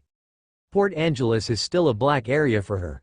There's not much place to create new and happy memories with Irina back there. She turns to the back and notices Irina came well prepared, for her sake rather than her own. So that's why you have the pillows and blankets ready. We're going for a long ride, Bella stated. It truly makes sense seeing how Irina picked her up at 4 in the morning. Yes, I helped to pack you hot tea too. In order for the surprise to work, I need you to be asleep for most of the ride. Planning to drug me? Wow, this is worst date material right there, Bella joked. I don't need substances to make you intoxicated with me, Isabella. I do rather well just on my own. To prove it, she releases Bella's warm hand and rests her hand on Bella's thigh, much too high up, which instantly freezes Bella. She sucks in a breath to control herself. Not like Irina couldn't tell by how her heartbeat skyrocketed. But she needs to save face, damn it. Ever since the episode with Rosalie, Irina and Bella have somehow made progress, emotionally and physically. Bella was more thankful and in awe of the blonde after she voluntarily helped bring Rosalie back in one piece. Before she went to the Cullens' residence that night to welcome Rosalie home, Bella had shown Irina how grateful she was for her kindness and empathy. They made it to second base all on their own accord. Suffice to say, Irina had been amazing and Bella allows the mate bond to wash over her without any resistance. Every day she craves more of the blonde. During their first date, Bella has planned to make them official. Once Alice saw it in her vision, she excitedly left the house and dragged Bella to go shopping. Thank God Rosalie caught on to Alice's look of mischief and tagged along. Rosalie was sure Bella would have tried to strangle Alice for pushing her to go into the lingerie boutique that displayed rather provocative items on their front window. "I'll have you know I don't kiss on first dates," Bella said and redirected Irina's teasing hand to the console and intertwined their fingers. "Oh, trust me Isabella. You'll want to do more than kiss me once we're finished with our first date." It gives Bella's chills, the pleasure kind, and she's sure Irina can smell her getting excited at the prospect. After all, they did have that talk. Irina was pressing Bella against the wall, her hands cupping her mate's waist gently, as she kissed Bella passionately. "Before we go any further we need to talk," she said in between the kisses. Hearing the seriousness in her mate's voice, Irina immediately reined her lust and stopped to listen. "I need to know where you stand on having sex." She looked away, blushing. Irina stood still, confused and wary. "Before marriage," Bella clarified. Thinking her mate wasn't ready, Irina pecked her lips and pulled away her hands, much to Bella's dismay. "I'm sorry if I pressured you, Isabella. Tonight." "Well, I clearly misread your signals," Irina apologized genuinely. Bella shook her head and put Irina's hands right where it was. No, it's just that the only other person I ever dated couldn't be physically intimate with me and he said he wanted to wait until marriage. So, I need to know where you stand so I don't cross a line." Irina knew Edward never got to touch her mate in that way because he was always such a prude, but to be reminded that Bella was still a virgin made her excited and possessive. The vampire inside her wanted to be the first to claim her mate. And she was also touched by her mate's concern for her when really Isabella should be more concerned about herself. "Isabella, I'm yours. Whatever you want from me, whenever you want it, it's yours to take." She took one of Bella's hands and placed it on top of her breast. "I'm more than happy to oblige." She felt her mate's hands trembled at the privilege, but she could also feel it itching to touch more. So she swiftly took off her bra and led the same hand to her now free breast and taught Bella to squeeze it. And Bella did it again, causing Irina to shut her eyes in pleasure and moan. Driven mad by the lust, Bella reached forward and captured Irina's lips all the while her hands explored Irina's gorgeous body. "So, we can do it even while I'm human? You won't get uncomfortable or lose control?" Irina hissed as she felt Bella's hands squeezing her ass over the jeans. Bella's fast heartbeat was driving her wild and horny. "The only control I could ever lose when I'm doing it with you is my orgasm." She picked Bella up and had her mate wrap her legs around her waist. "Is it your wish then for us to make love before you are turned?" Bella blushed hard but nodded and bit her lips. "Then I'll make sure it's the night we'll remember for eternity." The long ride is definitely worth it, as Irina promised her. After sipping her tea and just enjoying the view of her soon-to-be girlfriend, Bella finally dozes off. Irina makes a quick stop to tuck her mate with the pillows and blanket to keep her warm. They're not of the same temperature yet, but her warmth is one of Irina's favorite things. When the sun is a little higher and the view changed to more yellows, oranges and all the bright colors, Irina squeezes Bella's thigh to wake her. She knows her Isabella wouldn't want to miss the beautiful sight. Bella notices the blanket that wasn't there previously and places a chaste kiss on Irina's cheek as a thank you. "How do you feel about pancakes for breakfast?" Irina offered. Bella's eyes gleam in excitement. So Irina makes their first stop for their first date. She turns off the engine but holds Bella's hand before she reaches for the door handle. "I hope you know that this is the beginning of our date." Bella blinks, unsure what Irina is trying to tell her. "Okay," Irina chuckles. "So, I hope you will allow me to pull all the stops here. Like opening your door. I would run there in vampire speed to beat you, but there are people here." Bella lets out an "oh" and nods. Excited Irina then proceeds to exit their vehicle and opens the door for her mate. Upon locking the car, she holds out her hand for Bella to grab and she is beyond happy Bella understood her request. "So the owner of this diner used to be a chef at Clinton Street Baking Co., one of the best pancake establishments in the country," Irina explained as they proceed to enter the diner. The diner was built strategically right next to a gas station, and it's big enough to seat up to 60 guests at one time. But something about it makes it feel warm, cozy and home-like, as if you're walking into your grandma's house. It isn't fancy but still remains vintage with a touch of modern furniture and trendy decorations. The place is buzzing with families, friends and couples, and Bella's eyes widen seeing its full house. She wonders if they could even get a table. The waitress donning blue and white casual uniform greets them and throws Irina a familiar smile. Ms. Denali. Right on time. We have your booth ready, if you could just follow me. The waitress named Cindy guides them to a corner, on a private booth, away from the crowd and the buzz. She passes them a quaint menu and tells them to press the button when they're ready to order. So I'm guessing this where you went to when you disappeared the other day, Bella noted. Irina leans forward, a lady never kiss and tell. Bella smirks, since you obviously did your recon here, perhaps you could recommend on what I should order. Picking up Bella's teasing tone, Irina exits the booth and makes her way to sit right next to her mate, draping her arm around Bella. Well, the chef told me that the special tower pancake would be best to impress my date. It is said the variety of flavors would simply dance on your palate and leave your tongue dry. You know what's the best cure for a dry tongue? Bella shakes her head, feeling elated at being flirted like this. French kiss. Irina kisses Bella's ear for more effect and Bella feels herself melting into a puddle. She remains incoherent when Cindy reappears to take their orders. Still in a daze, Irina takes over and orders just enough for Bella to eat and for her to fake eat it. Once Cindy sends their order to the kitchen, Bella shakes off the trance worriedly. You don't have to eat with me, I don't want you getting sick. I won't, Isabella. I will just chuck it out much later. Besides, I look forward to sharing that milkshake with you, she winked. She loves making her mate blush. When they dig in, Bella moans and gushes about the pancakes, which makes Irina's eyes turn dark for a while. She is sure Bella did that on purpose, so she vows to get her mate back. While Bella is sipping on her milkshake, she takes off one shoe and starts to run her leg against Bella's thighs. Bella almost chokes on her drink and she decides to tease her someplace else. Their brunch ends up in a mess, one trying to out-flirt the other. Irina suddenly feels like she's a teenager again, a hormonal and very much in love teenage girl.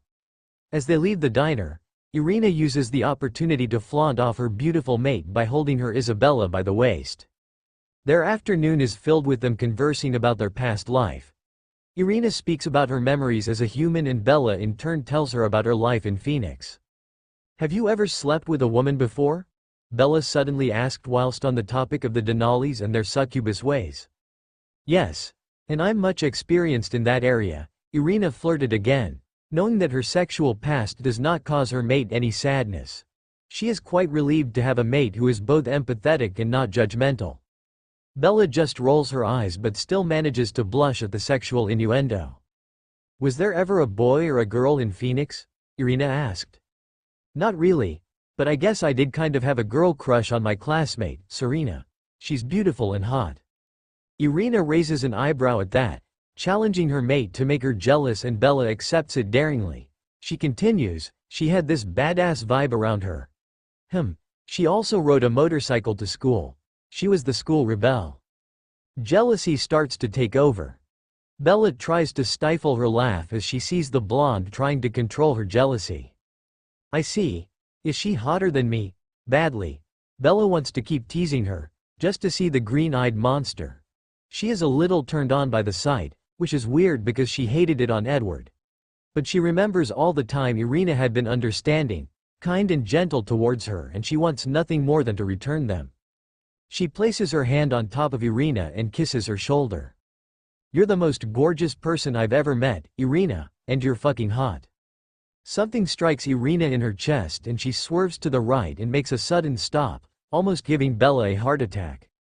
Suddenly Irina is on top of her mate and kissing her senselessly. After she recovers from the shock, Bella kisses Irina back, enjoying how the vampire is dominating her like this. Unconsciously, her hands slide under Irina's blouse and travels to her chest.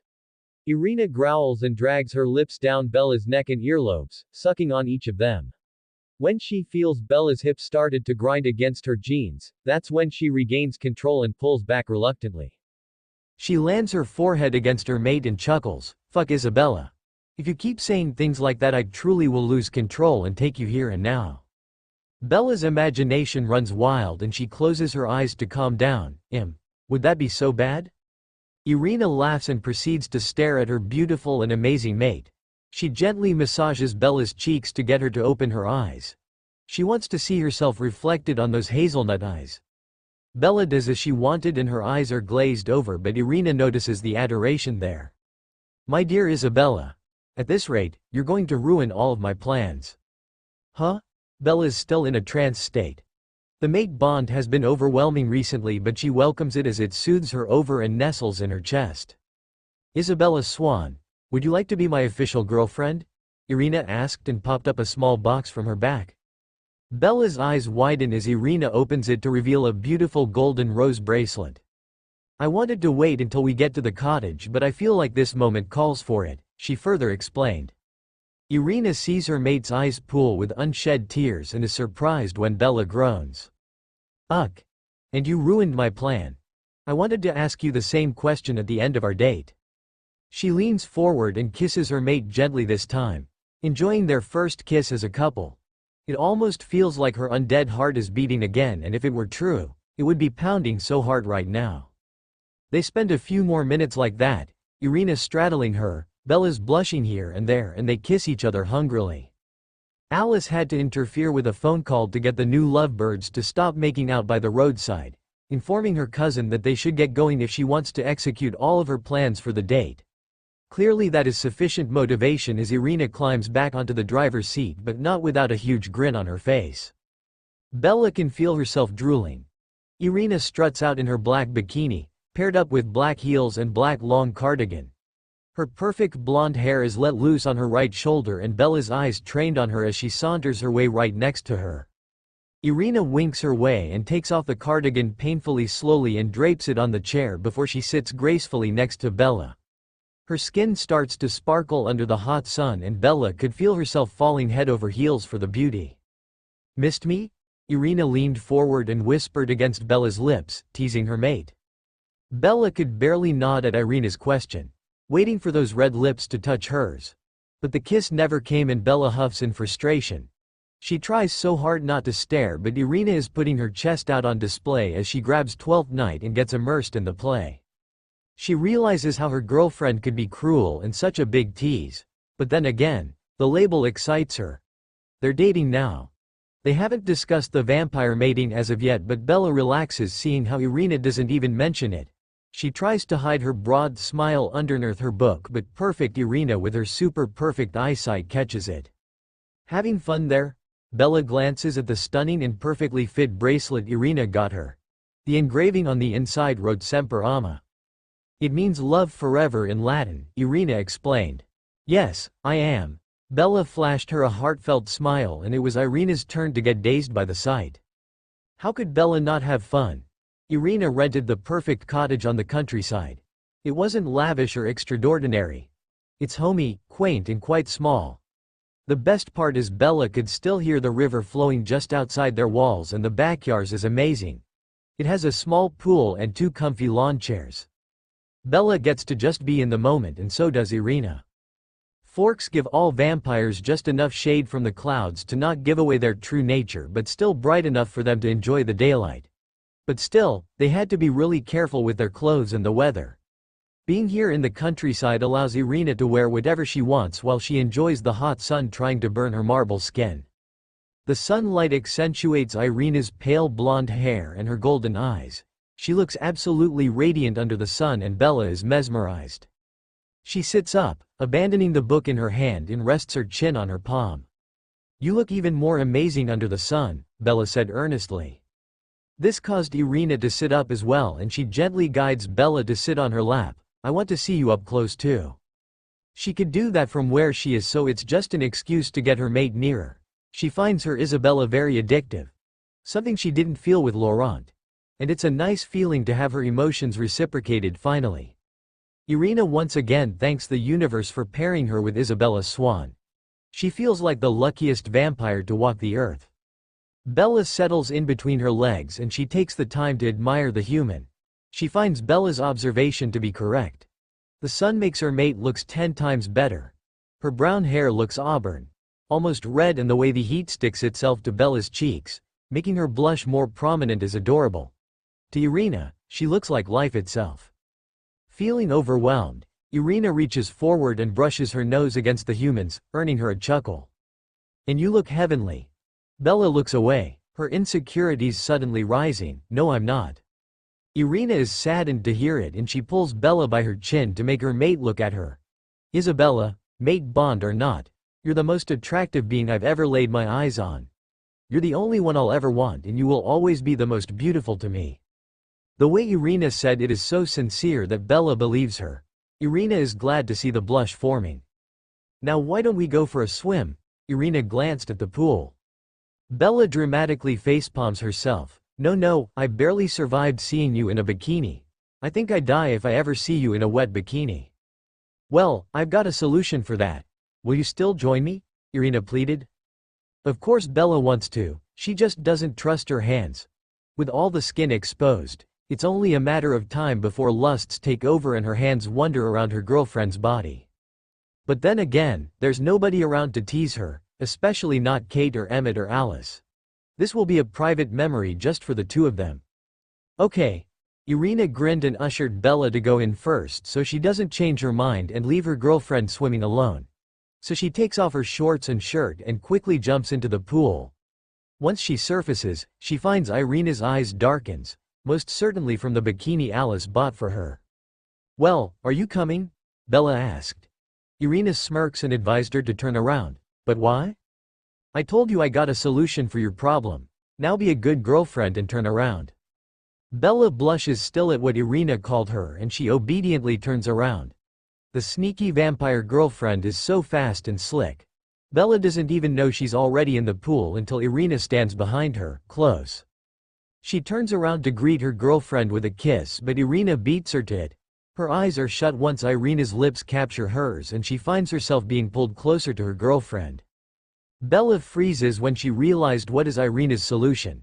True enough, she looks to the side of the pool and Irina's sexy black bikini are placed neatly on the chair. She almost bends down to take a look but stops herself. Irina notices her girlfriend's battle between her lust and wanting to respect Irina's privacy. She smirks.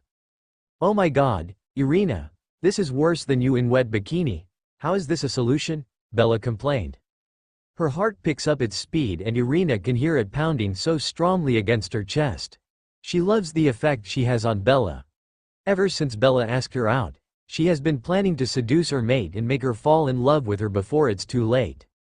It's a win-win. You don't have to see me in wet bikini and I get to go full commando. There's one thing you ought to know about me. Bella closes her eyes when she finds herself almost peeping through the water. Irina whispers into her red ear, "I actually like to be naked whenever I can. Nudity feels liberating." Bella has had enough of the teasing and decides to quickly exit the pool before her girlfriend makes her do something completely embarrassing like getting an orgasm just from looking at her naked girlfriend. But Irina realized Bella's intention and pushes Bella against the pool wall and attacks her mouth while her hands wander everywhere. "Please don't run from me, my love. I know the mating lust is affecting you. I realize we may not be ready yet to make love, but allow me to give you some release. I know you've been masturbating a lot recently. I could smell it. And now that you have a girlfriend, allow me to do my job to please you." Bella turns redder like the tomato, feeling so embarrassed at being caught. She thought she had been sneaky enough, but apparently not. She so badly wants to take up Irina's offer, but she's just too shy. "I'm sorry. I couldn't help it. It's been driving me crazy," Bella confessed. "Do you trust me?" Irina asked, cutting off her mate's rambling. Bella nods. "Then trust me when I say I want this too. I want to touch you, and I want to please you so badly. Please don't punish yourself. What you feel is perfectly normal, especially for vampires. I know 'cause I feel it too." Bella bites her lips and stares into Irina's eyes. As usual, her golden orbs give her a sense of tranquility and a safety net. She feels herself withdrawn once again. Irina takes it as a cue to kiss her mate. Knowing Bella may still feel shy, she leads Bella's hands to her chest and she places her thigh in between Bella's legs. "Ride me," Irina offered with a husky voice. Irina finds it cute that her girlfriend becomes increasingly shy around her after what happened in the pool. She can still smell Bella on her, the musky and warm scent on her thigh. She can still hear Bella's moans and whimpers, and she loves it. After helping Bella cook dinner, they lounge lazily in bed, watching TV. Bella's half engrossed in the movie and half engrossed in what transpired earlier. Irina, having none of it, mutes the TV and hovers above her mate. "Do you want to talk about what happened, my love?" Bella once again turns pink. Irina allows herself to be pulled lower and Bella hides her face in the crook of her neck. "I feel it isn't fair that I got to why no but you didn't. It makes me feel selfish. I want to return the favor." Irina's chuckles cause the bed to vibrate, alongside with Bella. "Isabella, my dear, I came right after you." "Oh. Do you want to do it again?" Bella gasps. "Now?" "I meant in the future, sweetheart." "Oh, yes," Bella whispered, but Irina heard it anyways. "I won't be able to stop kissing you if you continue to be this cute and shy," Irina warned and scooped down to steal a kiss. Bella's learning to love and hate this side of Irina. She loves the thrill and giddiness she feels from Irina's seduction and flirtations. Hate it because her girlfriend can be such a big tease and can make her more embarrassed than Kate does. "Are you okay?" All trace of playfulness are gone. Instead, concern is written on Irina's face. "Was I out of line? Did I push you too much?" For the first time, Bella's witnessing how unsure Irina can be. Irina treasures Bella's virginity and is terrified of screwing this up. "I am really okay, babe. Truly." Then it hits her. That's the first time Bella used term of endearment. "Babe? I like the sound of that," Irina grinned. "Promise me you will tell me when I go too far, my love." "I promise." Irina once again steals a kiss. Bella sighs and smiles. "This is amazing. You are amazing." Bella complimented her girlfriend. The term feels right to her. "Thank you." "You're welcome, my love. I actually have a request to make, if you don't mind." It intrigues Bella, so she listens. "Alice told me that dancing isn't your thing, but I was hoping to at least get one dance. If you're up for it." Irina looks extremely nervous. It is true Bella didn't enjoy dancing at her high school prom with Edward. But that was different. She felt pressured and her leg was injured, which made it more awkward to move and not trip. Bella remembers how her parents used to dance in the kitchen, way before the divorce, when they were happy and in love. She had wanted that moment. And her heart flutters at the thought of dancing with Irina. Not surprisingly, she welcomes the idea. And seeing Irina so vulnerable and unsure makes her more eager to try it. "Well, if you don't mind. I'm not a really good dancer though." Irina gives Bella a meaningful stare before she stands by the bedside and offers her hand to her mate. Bella accepts it with no hesitation. There aren't watchful eyes and whispers around. So she can focus and perhaps even enjoy it. She's a little scared of embarrassing herself, but Irina looks at her reassuringly. Once they're in the middle of the room, Irina plays the music and Bella hears Ella Fitzgerald's melodious voice bouncing off the room. "The way you wear your hat. The way you sip your tea. The memory of all that, no, they can't take that away from me."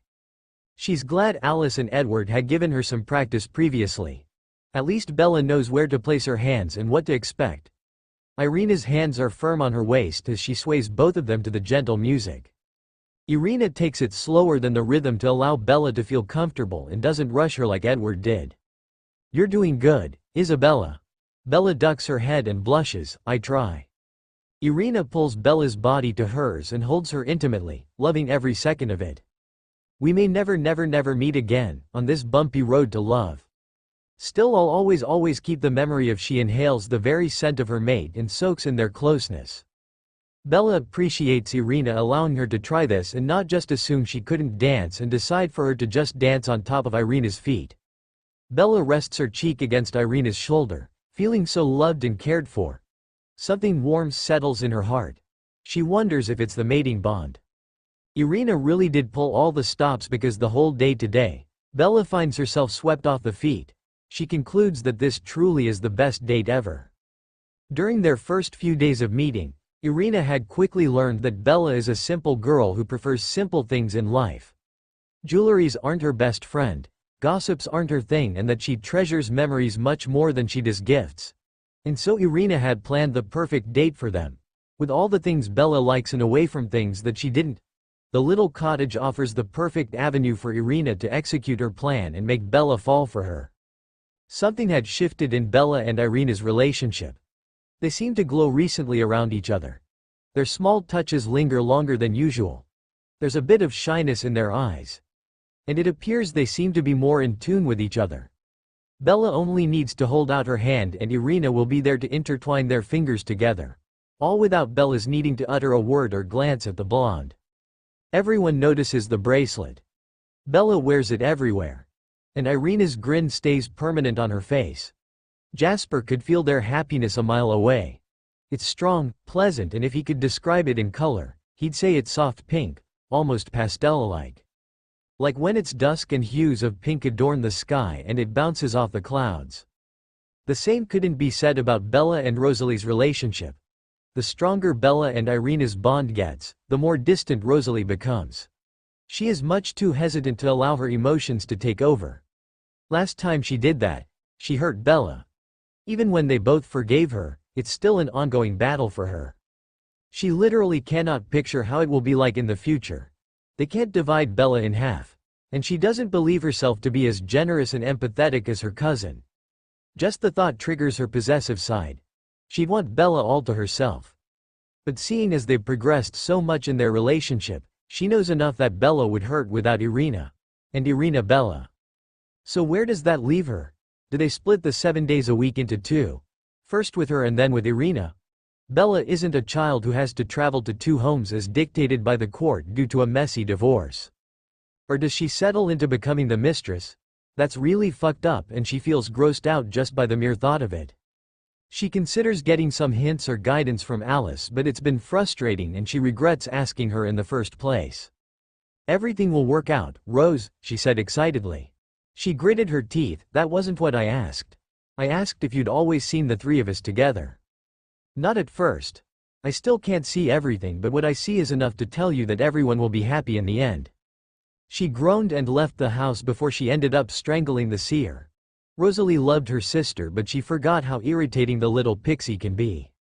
There's a longing in her chest as she stares at how Irina's fingertips sneakily reach for Bella's soft ones while they're conversing with Tanya.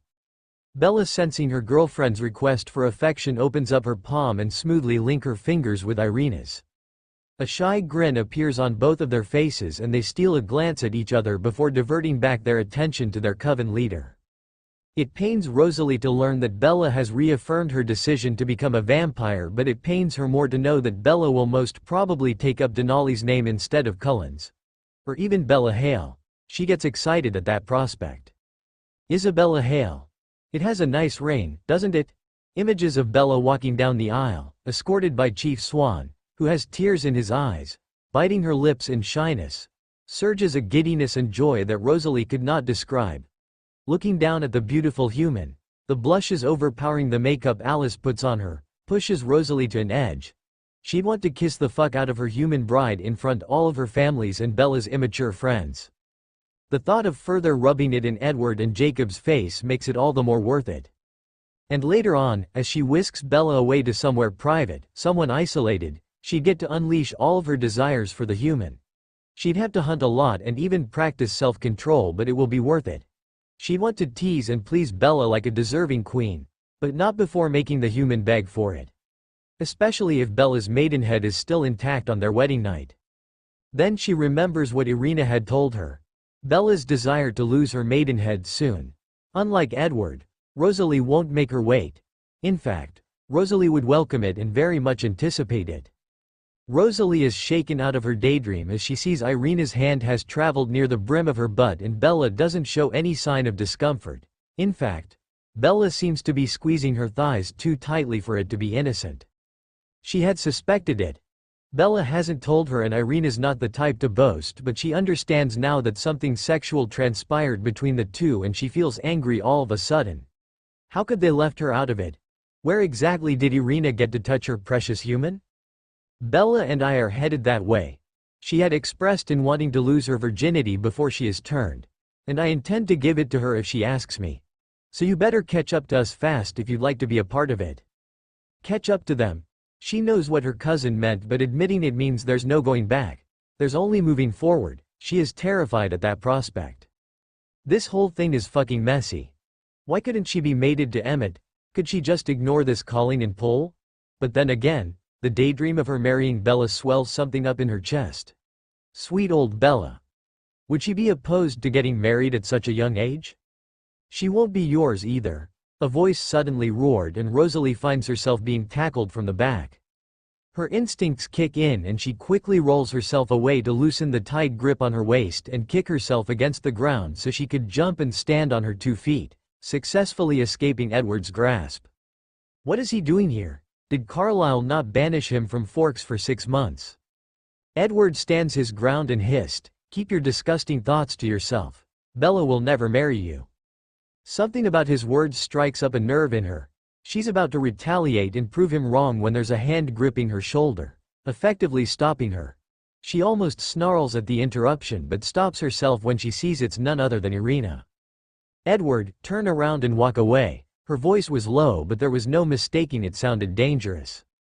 It's wrong for 2 women to be together, let alone 3. IRINA doesn't even flinch but her hold on Rosalie's shoulder tightens. Isabella wants to end this once and for all. Rosalie panics as she sees the human approaches Edward with Tanya and Kate by her sides. She thinks IRINA must have been crazy to allow Bella to be around the dickwad without her protection. Don't worry, she can handle this. She needs to do this. Edward straightens himself up noticing the human approaching him but he tenses at the sight of Kate, who cracks her knuckles and gives him a preview of her static power. There's no doubt she's threatening him in her mind. "We can do this here or we could do this somewhere private. Your choice," Bella offered Edward, too generously according to Rosalie. His jaws tense and he looks at his surrounding. He knows he's outnumbered just by the way Tanya and Kate are standing next to Bella. Fine. He makes his way to leave but Bella holds up her hand to stop him.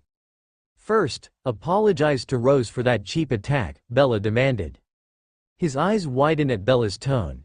She has never sounded so furious for the length that he knew her. He's also pissed at having to apologize to one Rosalie Hale. Rosalie is also shocked by Bella's backbone. It wasn't a request. Bella just gave Edward a fucking order. She wonders if Bella could make him submit. She sees her brother's eyes harden and he looks away stubbornly. "I know you're not deaf or stupid. Even you have to admit that was a low blow, especially for you, Edward. I'm this close to let Kate have her way with you." Bella showed the small inch of her fingers to prove her point. Kate smirks and crouches. "I told you he won't, Bella. Now let me have some fun, will you?" She kicks up her power a few notch and a ball of statics appear in her palms.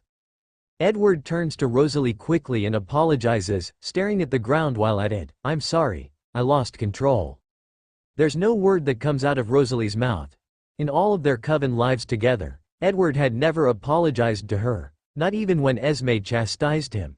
And it surprises her how good it makes her feel but she's nowhere ready to forgive him. It's all uncalled for. "She's not obligated to actually forgive you, Edward. That's her choice," Bella interjected when it was clear what Edward expected out of Rosalie. Bella throws Rosalie and IRINA a smile before she leads Tanya, Kate and Edward deep into the forest. Stunned Rosalie narrows her eyes at their trail, wondering if she could tag along. Isabella had called for him to come. She wants a truce and closure, IRINA explained. "And you agreed to not follow her?" Rosalie asked bewildered. "It's something she needs to do. Plus, she's got 2 best warriors accompanying her." Right, Rosalie thought. As if nothing could go wrong when it involves Edward. The whole thing is weird but she feels slightly turned on by how Bella took charge of the situation. But it also makes her feel guilty because here Bella was still looking out for her when she's been trying to avoid the human. "Are you completely sure of this, Bella?" Edward asked with a strained voice. "I've never been more sure of anything in my life. I'm sorry it turned this way. Edward, I did love you but you and I aren't fated to be in that way." The calm voice makes Edward a little freaked out. Bella was always unsure, hesitant and sometimes indecisive. But this Bella is different. He feels like he knows her but at the same time she's not her. At least not like the Bella he knew. "I love her. It's nothing like I've ever felt before." If he could scream, he would. He feels his last hope of ever getting back together with Bella destroyed by this conversation. "But you once felt the same way for me. Why can't we try again?" After you get turned, I won't have any problems with your blood anymore. Because I felt what Irina felt for Laurent and what she feels for me. The bond she shared with Laurent was similar to what we had, Edward. It felt hollow, wrong and toxic. Edward winces at the last adjective she used. Emmett had once told him off his stockish and manipulative behaviors around Bella. But she never told him this. And hearing this now just shatters his belief. He wonders if he truly imposed his feelings and principles on Bella, disregarding her emotions in the process. But wasn't it all done for her own good? You had told me you'd want to marry me. Do you know how I felt about it? Bella asked. He nods, hoping she'd say something he wishes to hear. I felt pressured and stuck. But when Irina mentioned the word marriage to me while we were still in the process of getting to know each other, somewhere deep inside, I felt like it would be right. She feels right to me. Venom pools in his eyes at her confession. It's such a heartbreak to see his Bella happy with his cousin. I want to marry her one day, Edward. But I don't want this to break your coven. I don't want you to break Esme and Carlisle's heart. So I need you to be the man that I know you could be and accept the truth. Please, respect my choices and be happy for me. That really does it. When Edward first got the call, he thought there was a chance of reconciliation for them. And when she started speaking, he felt her slipping through his fingers. He wanted to object, had plans to, but the way she was pleading, the way she mentioned Esme and Carlisle and the way she looked at him, how could he not give in? The first time he saw her, he knew she was something special. All of his family knew, and they all love her. What about Rosalie? That's something Irina, Rose and I need to figure out. I know when you said those things, it all came out of hurt and not from your belief. You have no problems with women loving each other or polyamorous relationships, don't you? Bella's always been sharp, even before they started dating. It didn't take long for her to figure out what they are, so he isn't all that surprised when she calls out his bullshit. It stings and scary, but she's got all the merits. He leans against a tree, trying to soak it all in. Defeat slowly creeps into his mind. He hates who he had become as of late, and he doesn't want to be that jerk. But the emotions are all overwhelming. Okay, yeah? He nods. But I'm going to need time. Kate groans at the lost opportunity to kick his ass. Tanya elbows her to keep her sister in check. She makes you happy? He asked one last time. The happiest, she smiles broadly. I have to see Rosalie, and then I'll be on my way. He takes off, before Bella could warn him. You'd better call Rosalie, Bella. I don't trust that prick one bit, Kate warned. Bella tries to call Rosalie but no answer, so she warns Irina instead. Edward's stopping by. Seeing as Bella is not here, I plan to finish our business. I need to know if you're joining me. Irina turns to Rosalie. She smirks and changes into more appropriate clothes. There is no need to ruin designer's clothes for this occasion. You won't bitch about this to Bella, aren't you? Rosalie challenged her cousin, all suited up. Kate's gonna give us a small window to do this. I already got out alibis prepared, Irina smirked. Good. Let's teach this son of a bitch a lesson he won't forget, shall we? Suffice to say, by the time Irina and Rosalie are done with him, he definitely learned his lessons. So, Bella, you and Irina seem close, Charlie spoke during dinner. Bella takes a sip of her water before answering. So much has happened she forgot to fill Charlie in. Look, Dad, I didn't mean to keep it from you, but it all sort of just happened, and I hadn't had the time to talk to you about it. She's not sure what his reaction will be, but she has resigned herself that if Charlie couldn't accept her, she'd either move back to Phoenix or just move in with the Denali's. Graduation's just around the corner anyway. So it's true? He asked. You're going to have to be more specific, Dad.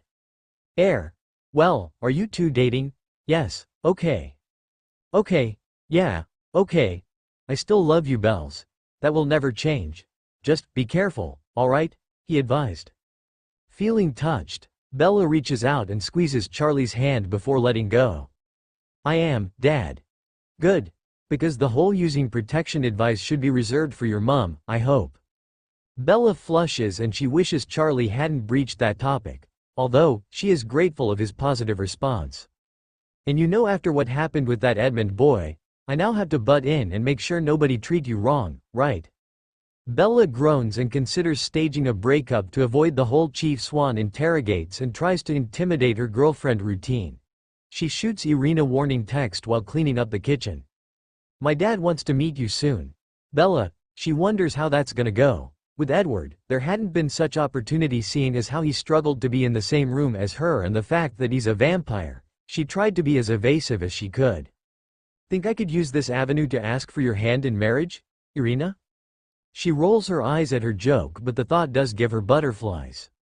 Yeah, if you want him to hunt you out of Forks, Bella. It would appear that Charlie's protective instinct doubled up after what Edward had done to her. She wonders how Irina will fare dealing with Chief Swan in that mode. Oh love, there can never been anything or anyone who could keep me away from you. Not even an angry father, Irina. Promise, Bella, promise, my love. So, think he'd pull the bad cop routine, Irina? Oh, you can count on it. Bella, what about us, Irina? What do you mean, babe? Bella, should we also play the bad cop and sub-prisoner routine, Irina? Bella notices since the pool incident, Irina has stepped up her flirting and seduction game. Every here and there, she feels as if Irina's testing and pushing her boundaries.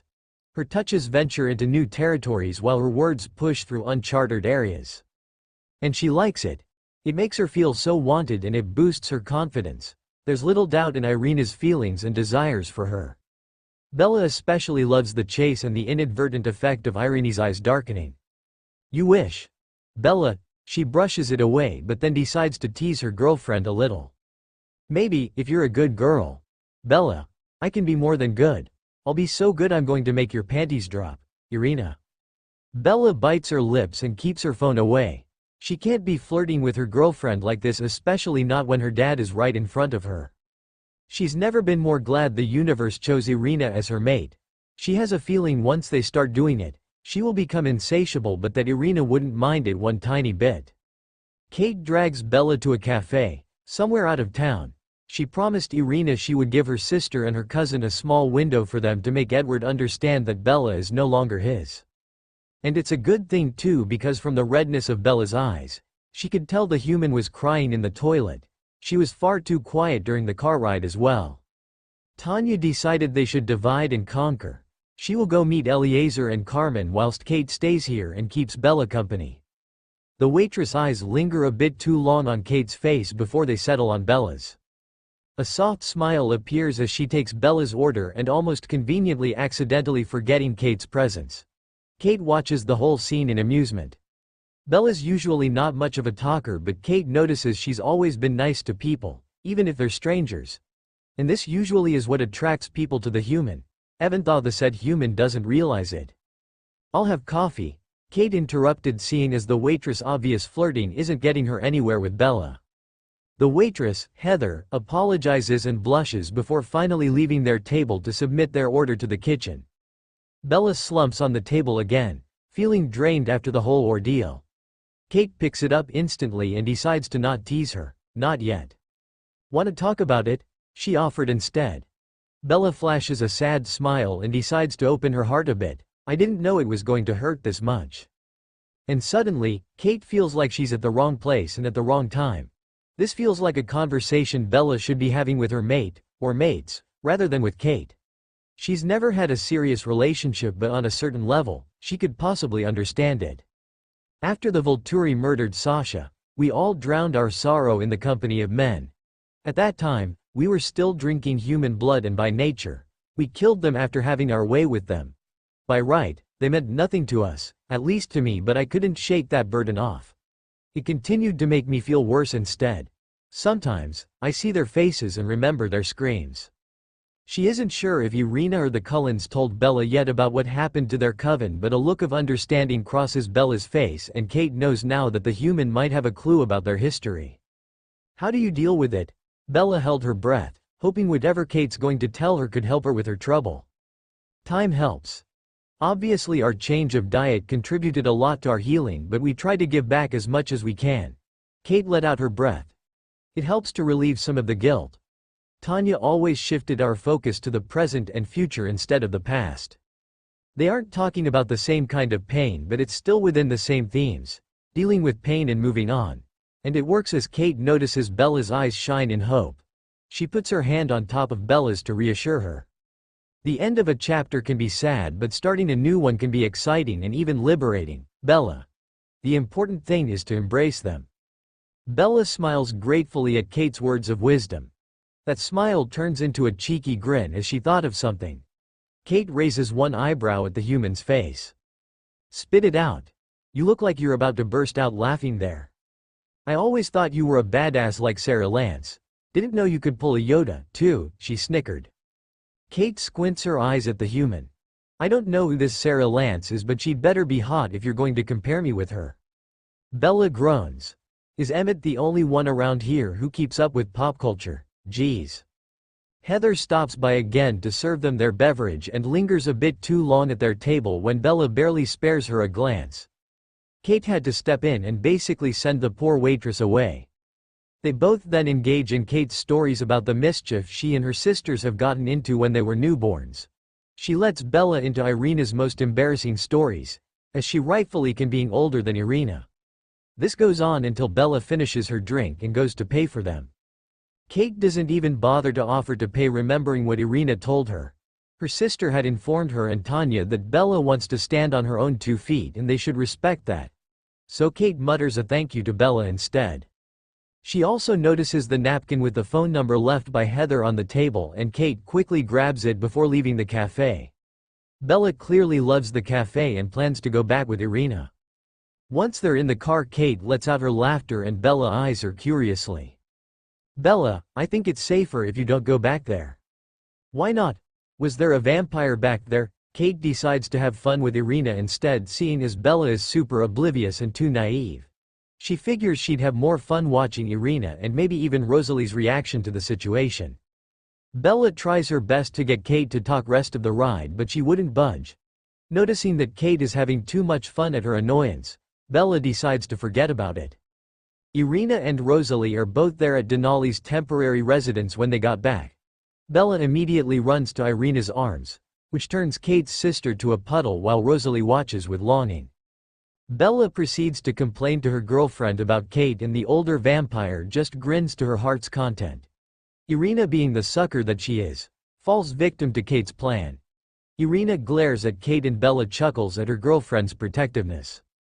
She then releases Irina and stands in front of Rosalie with a fragile look on her face. I'm sorry about Edward. I should have given you a heads up about my plan. Before Rosalie could respond, Bella steps into her personal space and draws her in an embrace. Irina smiles at the view, which releases some of the stiffness in Rosalie's body, and she returns the hug, savoring the precious moment. Either of you will go with me there, right? Bella asked once she turned around, but still within Rosalie's hold. I'm afraid it won't be safe, Kate reasoned. Irina and Rosalie grow anxious at that. That is until Kate takes out the napkin that Heather left for Bella. Irina tries to snatch it away, but Kate is faster and she runs to another corner, away from Irina. I used to be a hot piece of ass everywhere I go, but dear oh, Bella had to cock block me, Kate said vaguely. Heather left her number for you. Bella blinks in confusion, hardly remembering anyone named Heather. But Rosalie's hold on her tightens anyways and Irina's eyes turn black. Who the hell is Heather? Rosalie half yelled. The waitress at the cafe. Irina sneakily approaches Kate and steals away the napkin and proceeds to tear it into pieces. Rosalie begrudgingly releases Bella from her embrace, collects the torn napkin and burns it on top of the stove. Kate snickers at the blonde's jealousy and Bella's display of excitement and arousal. That is why it is not safe for you to go back there. I'm afraid the poor waitress will get murdered, she whispered into Bella's ear before taking off. She understands it better as Irina stalks towards her like a predator and cornering her against the wall. Was she pretty? Irina asked in a husky voice. I don't even remember H. Irina swoops in before Bella could finish her sentence and kisses her senselessly, happy that her Isabella provided a right answer.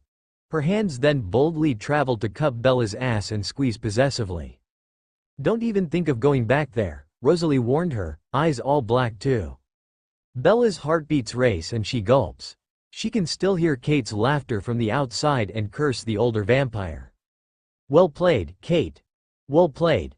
Tanya is irked at Kate more than Irina. They've been waiting almost an hour for the new mates to appear. Kate still has that shit-eating grin on her face after learning Irina has whisked her maid away to make her claims on her. Albeit, Tanya saw through her sister's antics. Kate wanted to rile Rosalie up through jealousy. Still, she needs to discuss something important with Eliezer. She needs him to detect Bella's gift. They need Bella here in order for it to work. Kate, get the lovebirds here in 5 minutes, or I'll take over Bella's training, Tanya warned.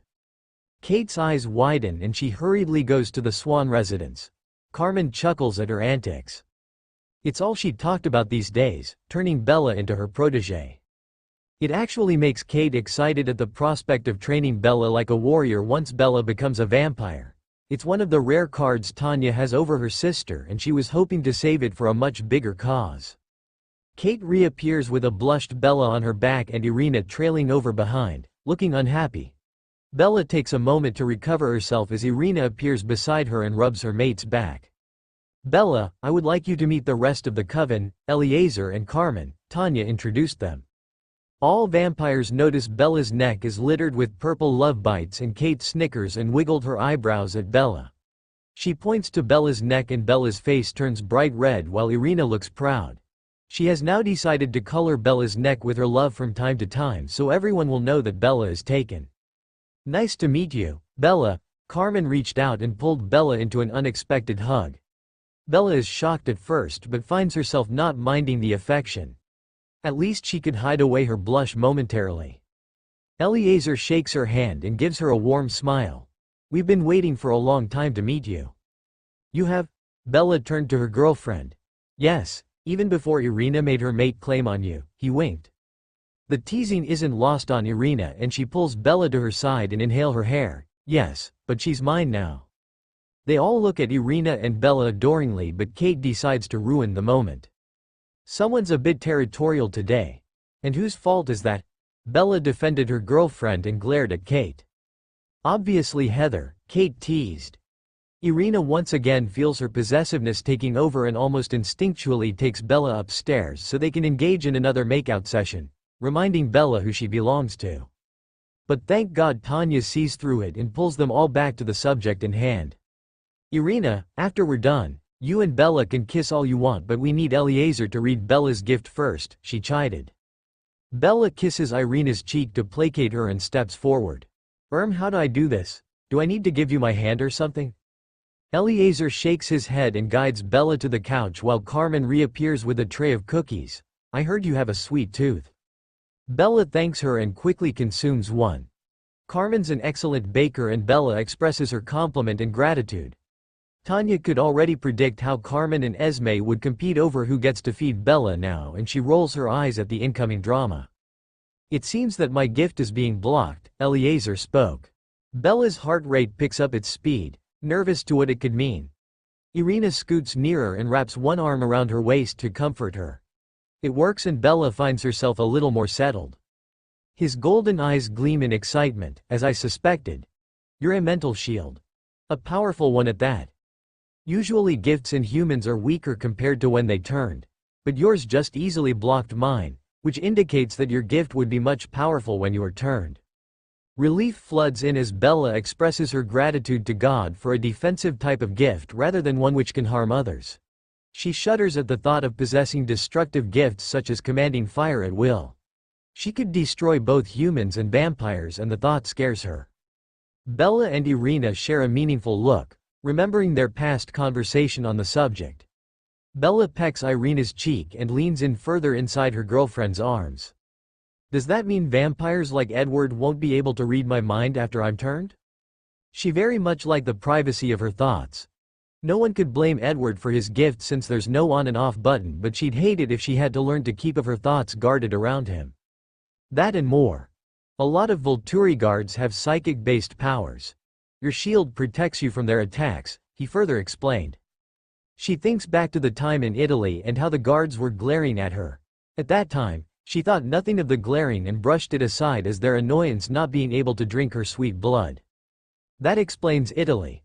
Carmen and Eliezer wince at the thought of the Volturi. Tanya has instructed them to specifically not ask Bella about her decision to become a vampire. They want to honor their words. But that's not the only reason we want you to read Bella, Eliezer. Do you detect a second gift in her? Tanya decided to move on to the real question. Kate and Irina agreed not to mention anything about Bella's recent nightmares so Eliezer could objectively assess her.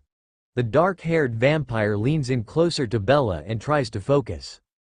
Carmen steps back to give him space, understanding how his gift works.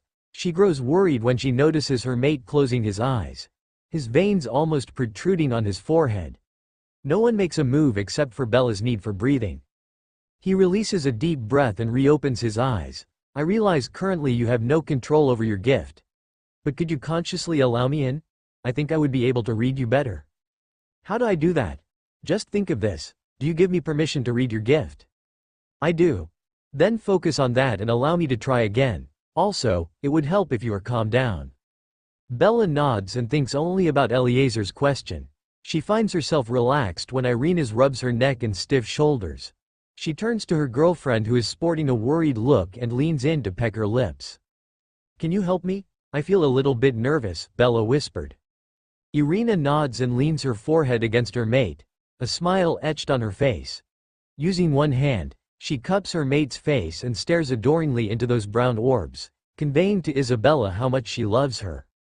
Eliezer suddenly stands up and frantically looks around, his eyes on high alert.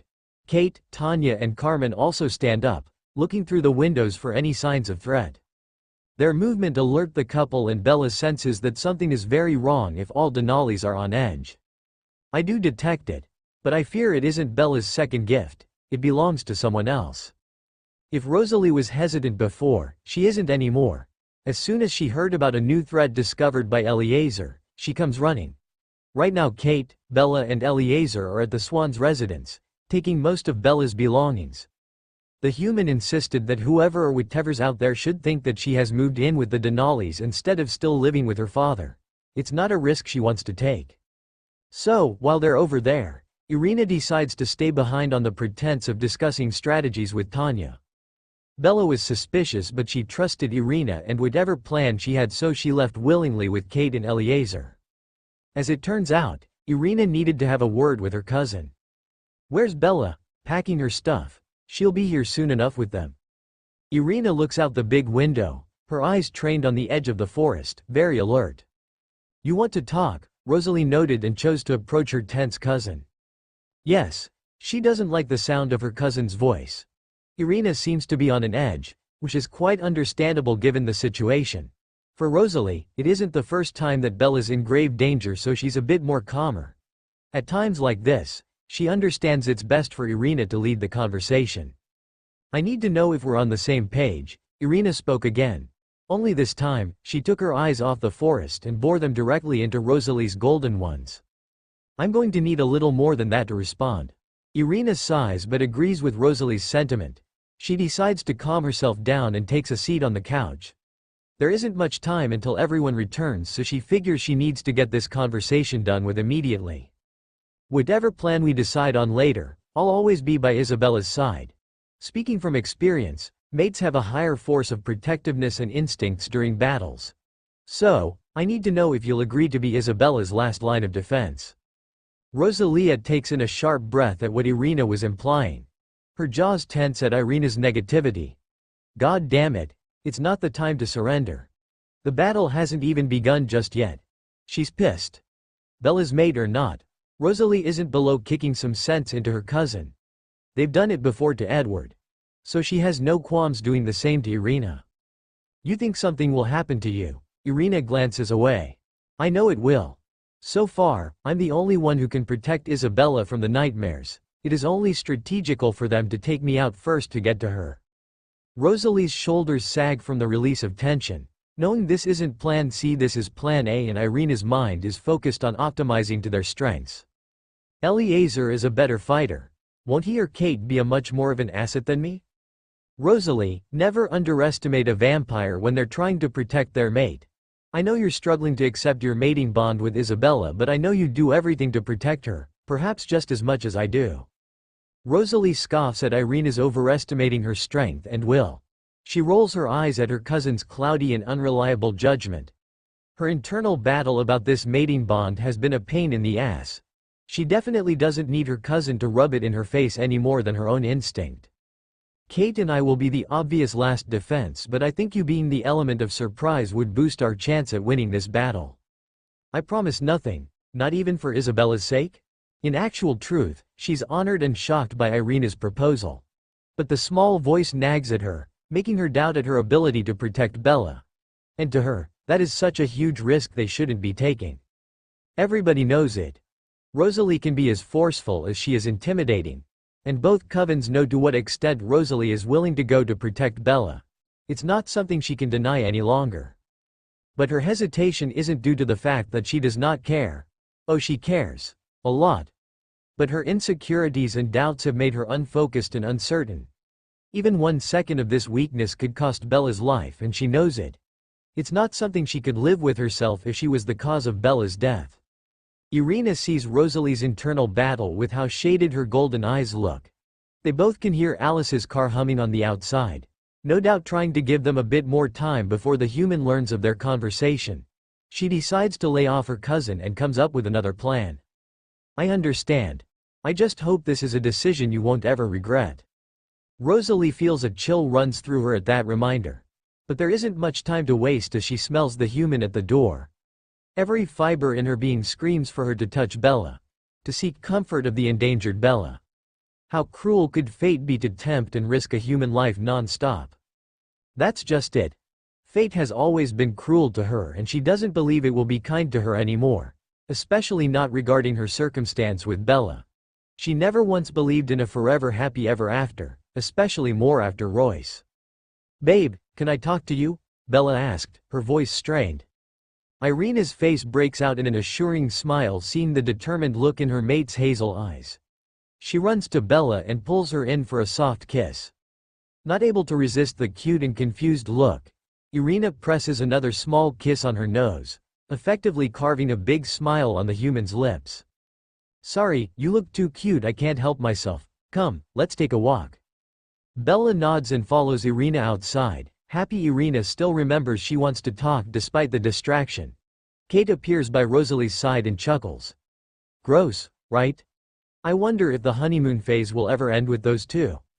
A dark thought passes by. She knows when it will end, when either one of them dies. It surprises her and she tries her best to shake it off. She begins to feel disgusted and horrified at herself, more than the usual. "Now I know you didn't pull me out here for a cuddle, my love. If you wanted that, we'd be cuddling in my bed instead right now." Bella peeks open one eye and takes in her surrounding. The rows of the tall trees lined perfectly in front of them, making it visible enough for her girlfriend to detect any incoming intruders. But she doubts that, knowing Kate, Tanya, Eliezer and Emmett are out here training. The loud blows and thumps are enough to even scare all the animals away. So she leans in further against Irina's front, pulling both her arms to cover her front, effectively spooning her. Irina merely chuckles and kisses her mate's head, enjoying these moments when Bella just wants to be pampered. The perks of dating a girl, as Kate once put it. I know it sounds reckless, but I've had enough being paralyzed by fear. So, I want to enjoy this peaceful moment with girlfriend. Tanya's training with Bella obviously worked. Looking at Bella's guts, Irina is so proud of her. But she remembers that her mate did say that she wants to talk, and the steely look in her eyes earlier confirmed she wanted to say something important. "You can, but I can hear your train of thoughts from miles away, darling." Irina squeezed her a little. "That obvious?" Bella sighed. "Only to your girlfriend." Irina kissed her ear and gently nibbled on it. Bella gets ticklish and squirms a bit in her arms. She surrenders. Bella takes a deep breath, sits up and turns around to face her. She laces their fingers together and drops her eyes there. "I want to fight." Irina keeps silent until Bella raises her head to look at her, trying to gauge her girlfriend's reaction. She's still not used to this. Irina. She was so used to Edward's antics that she expected resistance from Irina. But she always has to remind herself that they are two different people. And right now, it just proves of how much different they both are. Irina runs her fingers through Bella's brown hair, reveling in how soft her mate actually is. "I know, which is why Kate will start training you tomorrow morning." "Oh, I thought you will?" "No, my love. Eliezer will be training Emmett and I. You guys won't have too much fun without me, trust me. If it's fun I want, I'd rather much do it with you." To prove her words, Irina slips her hands underneath Bella's shirt and presses her lips seductively against her mate's. Bella gasps and she uses the opportunity to invade her mouth, her tongue caressing every inch of Bella inside. A moan escapes Bella's mouth and she slides her hands higher, just rightfully on her ribcage, counting the bones. "Get a room," Emmett hollered from afar and Kate joined in laughter. Both of them chuckle at the interruption and decide to behave themselves, for now. "Have you considered the alternative?" Bella suddenly asked. The seriousness of which Bella spoke makes it clear for Irina. She somehow knew her Isabella will broach the subject. "Isabella, tell me something. If today hadn't happened, would you still be considering the subject so soon?" She bites her lips. "It's never left my mind. I've always thought about it since learning about the Cullens." Irina holds her mate's face in her hands. She realizes she needs to try harder to make her mate understand. "I don't doubt that, my love. All I'm asking, did you have a timeline to when you would like to be changed? I mean, you even spoke about college." There's no escaping Irina's intense gaze, not when they're this close. "I have thought about it. Edward gave me the idea actually." Irina squinted her eyes at the mention of the brood, not liking this one bit. Bella notices and assures her girlfriend it's nothing bad. She showers Irina with many kisses and climbs on her lap. "How can I not? There's always something negative when Edward is mentioned." "I actually think you'd like it." "Oh, do tell then." "I was thinking," she drawled and started playing with Irina's perfect jaws with her fingers. That the only way Charlie would be willing to let me go is if I were to get married. Then, it'd be safe to turn." A smirk is plastered on her face. Marriage is the last thing she thought Isabella would mention. "Just like that you'd be willing to marry me?" Bella's face turns red. She realizes this is the most unromantic marriage proposal and she wished she had better planned it. To save face, she immediately tells Irina to forget about it and try to escape Irina's hold. But of course she couldn't. How could Irina let her mate run off after bringing marriage up? "Hey, Isabella, look at me." Gently she turns Bella's chin towards her. Bella still has her red face down so Irina ducks a bit to catch a glimpse. "You do realize I've expressed my desire to marry you countless of times before, right? You have nothing to be embarrassed about." Bella chances a look at her and is overwhelmed by the sheer look of love and adoration plastered there. Irina pulls Bella's right hand and places a kiss on the bracelet she gifted her. "I wanted to get you a ring but I didn't want to pressure or scare you off just yet," Irina confessed. "And I'm overjoyed you're even considering it. But I have this feeling that you'd want to do it after graduation at least. Did I assume wrongly?" Irina caught her. She wonders how the hell did Irina know when she's never even discussed it with anyone at all. "Something like that, yeah," she grinned. "So, we can wait, at least until then?" Her eyes shone with so much of hope. It was hard for Bella to resist. The wheels in her mind finally clicked and the fogs are all cleared up. She sighs in agreement. Irina uses the chance to bring her mate closer. Besides, she nuzzled the side of Bella's head. "I promised you a night we will remember forever, didn't I? I thought you wanted to do it before marriage?" Her lips hovered over Bella's teasingly. Bella nudges forward to kiss her but she pulls back with a naughty grin on her lips. It is when Bella groans and tries to pull away that she grabs Bella by the head and pulls her for a searing kiss. "I keep my promises, Isabella." Just like that, the pressure Bella felt about turning into a vampire now to not burden everybody is lifted off her shoulders and abandoned. She knows they will revisit the topic again after she graduated. Her eyelids feel heavy but there's no mistaking Irina's kisses even in the darkness. She feels the trails of kisses from up her forehead to the crook of her neck. What truly wakes her is the wet and tingling sensation behind her earlobe. "Wake up, my love." She whines but manages to open her heavy eyes. As suspected, Irina bends down in her effort to wake her mate up. She notices that it's still dark outside and makes an intelligent guess it's not even 6 yet. The cold air makes her shiver and she wants nothing more than be spooned. "No, come back to bed, babe." Irina's sexy chuckles fill the room but she gasps as she feels Bella tugs her jacket down. The move is so swift and sexy. Irina feels like she could really make love to her right this second. But she doesn't and allows herself to be pulled down to bed. Bella pulls Irina's arms around her waist and sighs deeply against her neck. Irina tries to move but one pled from Bella and she is beaten. "Stay." 5 minutes later and there's still no sign of the couple. Kate got annoyed and almost barges up the stairs, knowing Irina's much too whipped to be able to wake her mate up. But Rosalie puts her hand out and blocks her way to volunteer. Kate thinks it would be interesting and she challenges her, "You're as whipped as my sister. We both know you'd fail too." Rosalie glares at her, "I will not fail." Before Kate could tease her more, Rosalie runs upstairs. Kate thinks it's funny how Rosalie didn't address the remark of her being whipped. When she was challenged earlier, Rosalie thought of forcefully pulling the blanket off the human, as she had done before. But the serene look on Bella's face freezes her and she loses all focus. The light from the hall manages to stir the human and her feet automatically bring her to kneel, facing Bella. "Good luck," Irina whispered from behind Bella, giving up entirely on trying to wake her mate. She lightly taps Bella's forehead but receives no response except for her eyebrows scrunching. She decides to playfully flick Bella's nose and urge her to wake up. Bella opens her eyes again and is about to scold whoever is disrupting her sleep when she sees Rosalie. A smile formed on her face and she opens her pats the space behind her, asking her best friend to join her. Rosalie rolls her eyes and stands her ground. She shakes her head and runs her fingers through the brunette's hair. "Wake up, sleepyhead. It's time for your training." Bella groans. 30 more minutes, Kate. She knows Kate can hear her just fine. "Ugh, fine.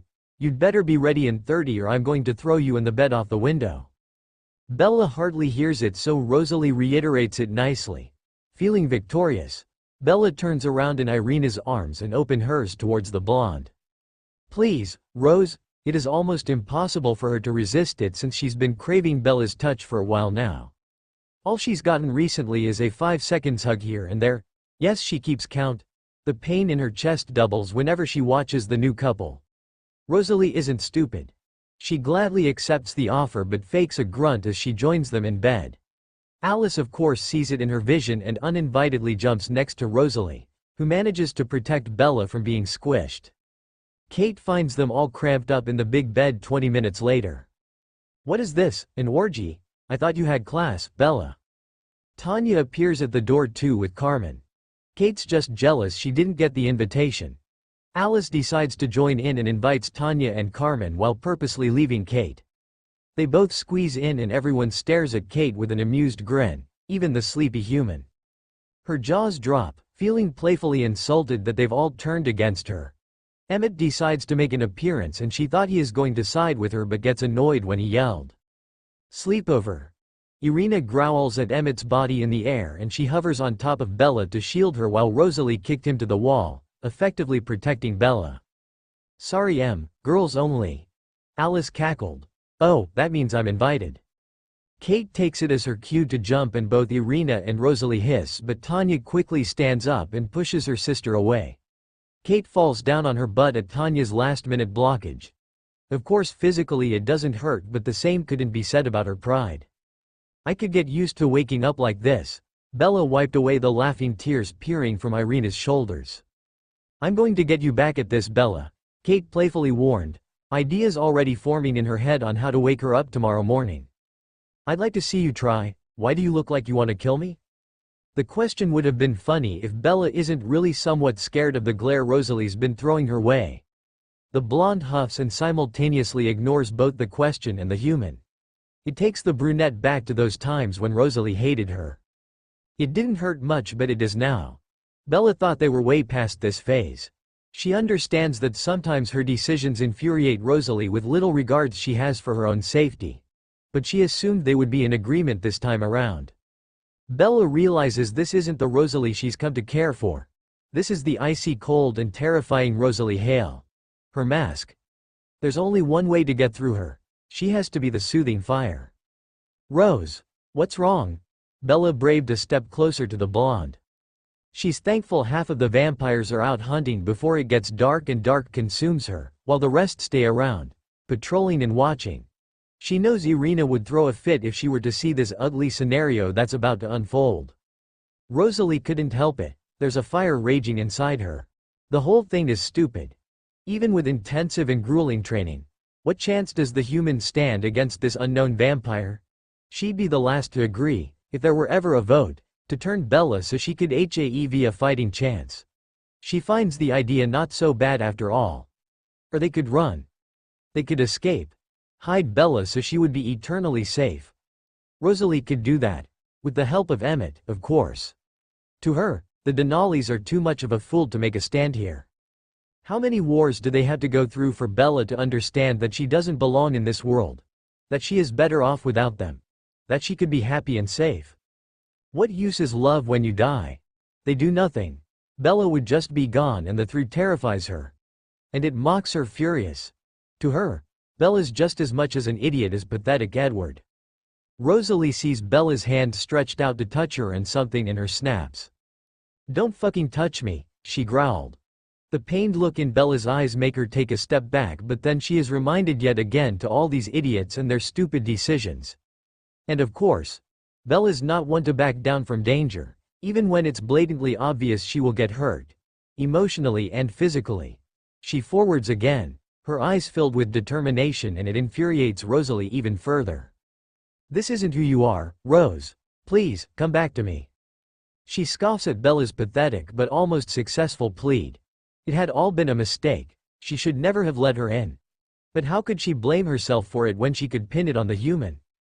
"What are we doing here, Bella?" Rosalie spat venomously. A look of confusion sets in and Alice appears at the doorway, shaking her head at her sister, attempting to prevent Rosalie from making a decision she will regret. "Calm down, Rose. Let's take a breather." Alice couldn't have predicted what's about to happen because now Rosalie's all too consumed by her anger and she's driven by her instincts. Her actions the opposite of being calculated. It's more of a reflex action now for Rosalie.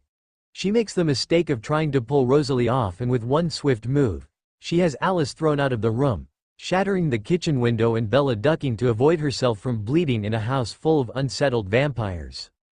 Hearing his mate in trouble, Jasper runs straight for Rosalie and switches on his calming power on full blast, but of course Rosalie sees it coming. She immediately scoops Bella off the kitchen tiles and out into the wood, not holding back any speed. Carlisle and Jasper's screams for Rosalie at first sound so close, but Rosalie decides to finally reveal the results of her training with the Denali's and picks up speed. Her mind becomes blank and indecisive, so the seer couldn't see through her decisions. Bella, unprepared and catches the strong wind in her eyes and throat. She whimpers and tries to block everything by covering her head.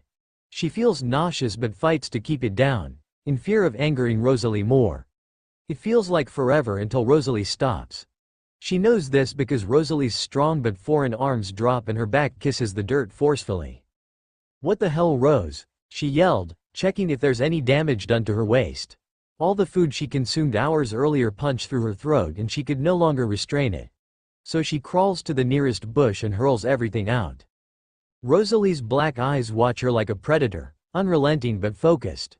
Once she's done, Bella feels disgusted by the content of her stomach and scoots further away from the damaged bush. She coughs out the remainder and feels her throat and eyes burn. Feeling she's being stalked, she turns around and finds herself stunned by the unmoving Rosalie. Only thing is that Rosalie doesn't look anywhere like her best friend. She has that same murderous glint in her black eyes, the same ones burnt in Victoria's eyes when she almost killed Bella. "What are you doing?" she hissed. The icy tone caught Bella off guard since it had been months since she had last heard it being directed towards her. She quickly straightens up and wonders what actually sets ROSALIE off. There's no mistaking, this is Rosalie's demons who have come out to play. Her body's stiff. Her whole posture screams anger. But what could have happened? "Rose," she gently tried to reason with the blonde again. But Rosalie has lost all control. She wants to hurt, God, she badly wants to lash out. She couldn't keep it in anymore. Everything is just so fucked up. An evil smirk dances on her red lips as she starts to circle Bella like a hunter. Just like James. The resemblance is uncanny and fear screams at Bella's every being. "Run! Run! Run!" Bella knows there's no use of running. Besides, she isn't going to let Rosalie's demons win. Tanya taught her better than that. "What did you think was going to happen, Bella? All 11 vampires of us are going to throw away our life and protect you once again? Who the fuck do you think you are?" Bella flinches at that. At least she knows Rosalie's aim is not to hurt her physically. This is a mind warfare. She closes her eyes and focuses to strengthen her mind. So she thinks of happy memories and all the people who make her happy. Rosalie's got a sharp tongue, but Bella knows she could protect herself. The images of Irina's smiles, her wonderful scent, her soft kisses and her warm embrace flood her thoughts. She reopens them, bracing Rosalie's next verbal attacks. I am Bella Swan. I first fell in love with Edward Cullen, but he hurt me too many times that I fell out of love. The Cullens accepted me into their family, including you, Rosalie Hale. I met Irina Denali and she claimed me as her mate. One day we accidentally kissed each other and Irina explained to me that you too are my mate. You ran away but Irina brought you back. We agreed to hold this topic until we're both ready. Bella's words halted Rosalie's movement. She looks taken aback but her eyes remain dark. Now tell me what's got you so bothered, Rose? She spoke softly, as if Rosalie's the one who's about to be hurt. The blonde looks conflicted and in pain. Everything she's been feeling have been repressed deep down. She feels like she could explode. But then her mind cleared up and she remembers why she was so angry in the first place. You, Bella fucking Swan. My problem is you. How many times do you have to tempt fate? This is what? Your fourth time in danger? When will you get it? Huh? The universe does not want you happy, it wants you dead. You're an idiot for thinking you belong in our world. She not so gently poked Bella on the chest. And you'd rather I walk away? Forget you all ever existed? Leave the people who love me? Rosalie's eyes turn hard once more, gaining its fiery momentum. When you get turned, you're going to have to say goodbye to Renee, Charlie, Angela, Jacob and everyone else. What do you call that? Isn't it the same as leaving the people who love you? Guilt spreads like wildfire in Bella's conscience. She does have a point. Edward had told her of this before, that before she is turned, they would have to fake her death so her parents in particular could move on without her. Chancing to still be in touch with them while she's a newborn would only put her parents in grave danger. My problem at this moment is that I don't particularly like you. You have a choice. I didn't. None of us did. But you're choosing wrong. I don't care how miserable your human life is. I wouldn't wish this dreadful never-ending life for you. The weight of it all catches her off guard and Bella stumbles down backwards, tripping over a tree. She yelps and braces herself for the pain to come, but it never came. Her body is 1 inch away from the ground. Rosalie stopped her from falling. But unfortunately, the blonde is hovering over her, their faces too close for comfort. Last time they were this close was when Rosalie's tongue invaded her mouth. She gasps, noticing Rosalie's eyes are still dangerously black. Rosalie has finally opened up to her and Bella understands that she could lose this argument if she fights fire with fire. Is this because you don't like the fact that I'm your mate? It is because you're my mate that I hate this. They both are surprised by Rosalie's confession. It is her first time ever to admit it out loud. Bella, I want more than ever to become human with you. To grow old with you. To raise a family with you. And to cherish the short time we have together. On the outside, this vampirism seems fascinating and powerful, but I've lived a hollow life, Bella. Unable to die. Unable to love. At her broken voice, Bella strokes her cheek delicately and Rosalie leans into her touch, loving every second of it. Bella hasn't rejected her yet and for that she is grateful. But you love me. Bella sheds a tear on her behalf when Rosalie nods in agreement. I do. Ever since you came barging in through my garage. A surge of happiness swells in Bella's chest. Irina's the love of my life. Rosalie wanted to kill herself at Bella's admission. But she's decided to brave through it, and so are you. Her eyes widen and the confession automatically diminishes the blackness around her pupil until it turns bright gold again. Then you must understand that I cannot lose you. I will die, Bella. It's not too late. I can still save you, she pleaded with venom in her eyes which will never fall. How can you not see that a life without you and Irina is one not worth living? I almost died when Edward left and I'm most certain it would truly kill me if you're both not in my life. I know the effect of the mating bond within a human and vampire are different. But Rosalie, I love you and her. I want to be happy with both of you. Is that too much to ask? Bella breaks out in sobs. Rosalie's undead heart is shattered at the pain. She swore she wouldn't hurt Bella again and yet here they are. Bella cups her mouth to stop the whimpers and sobs, but she is unsuccessful as her cries grow loud and she is unable to breathe. Everything can go to hell, she thinks. Rosalie pulls away Bella's hand and covers her mouth with hers. I don't want your pity kiss. Bella gently pushes Rosalie away. But Rosalie doesn't listen and tries again. Bella turns her head away and her lips land on her cheek instead. She groans and decides to go big. I fucking love you, Bella Swan. Stop being so damn stubborn and love me back. Her eyes never wavering, which seized Bella's heart. Instantly she jumps and presses her lips onto Rosalie's, earning her a smile. Rosalie's cold hands weave through her hair and encircle her waist. They both could hear how loud her heart is beating, her breaths ragged and the tremors in her hands. Rosalie breaks away from the kiss and presses her forehead against Bella, loving how warm she feels against her marble skin. You're my mate, Isabella Swan. I'm sorry it took me this long to admit it. Somebody clears their throat and Bella jumps away, but Rosalie is quick to pull her in and hiss at the intruder. Turns out, IRINA is staring down at both of them in amusement. Bella and Rosalie look up in guilt. So, we need to have that talk right now. Bella turns pale at being caught between the two blondes. She is still hesitant about being in a relationship with both of them, but God, she loves them both. IRINA senses her mate's discomfort and pulls Bella up to her feet before kissing her. Bella melts just as well in IRINA's arms like she did with Rosalie. Nothing changes between us, Isabella. I still love you. Come on. Everyone's worried sick. Bella holds her breath as both blonders offer to carry her, IRINA ducking to give her back. Rosalie has her arms out. IRINA chuckles at the absurdity. She kisses Isabella once again before scooping her up and into Rosalie's arms. It's okay. We'll take turns. Plus, Rosalie has a lot to make up for. The end for today. We will be back with another part if we got 500+ views and 10+ comments.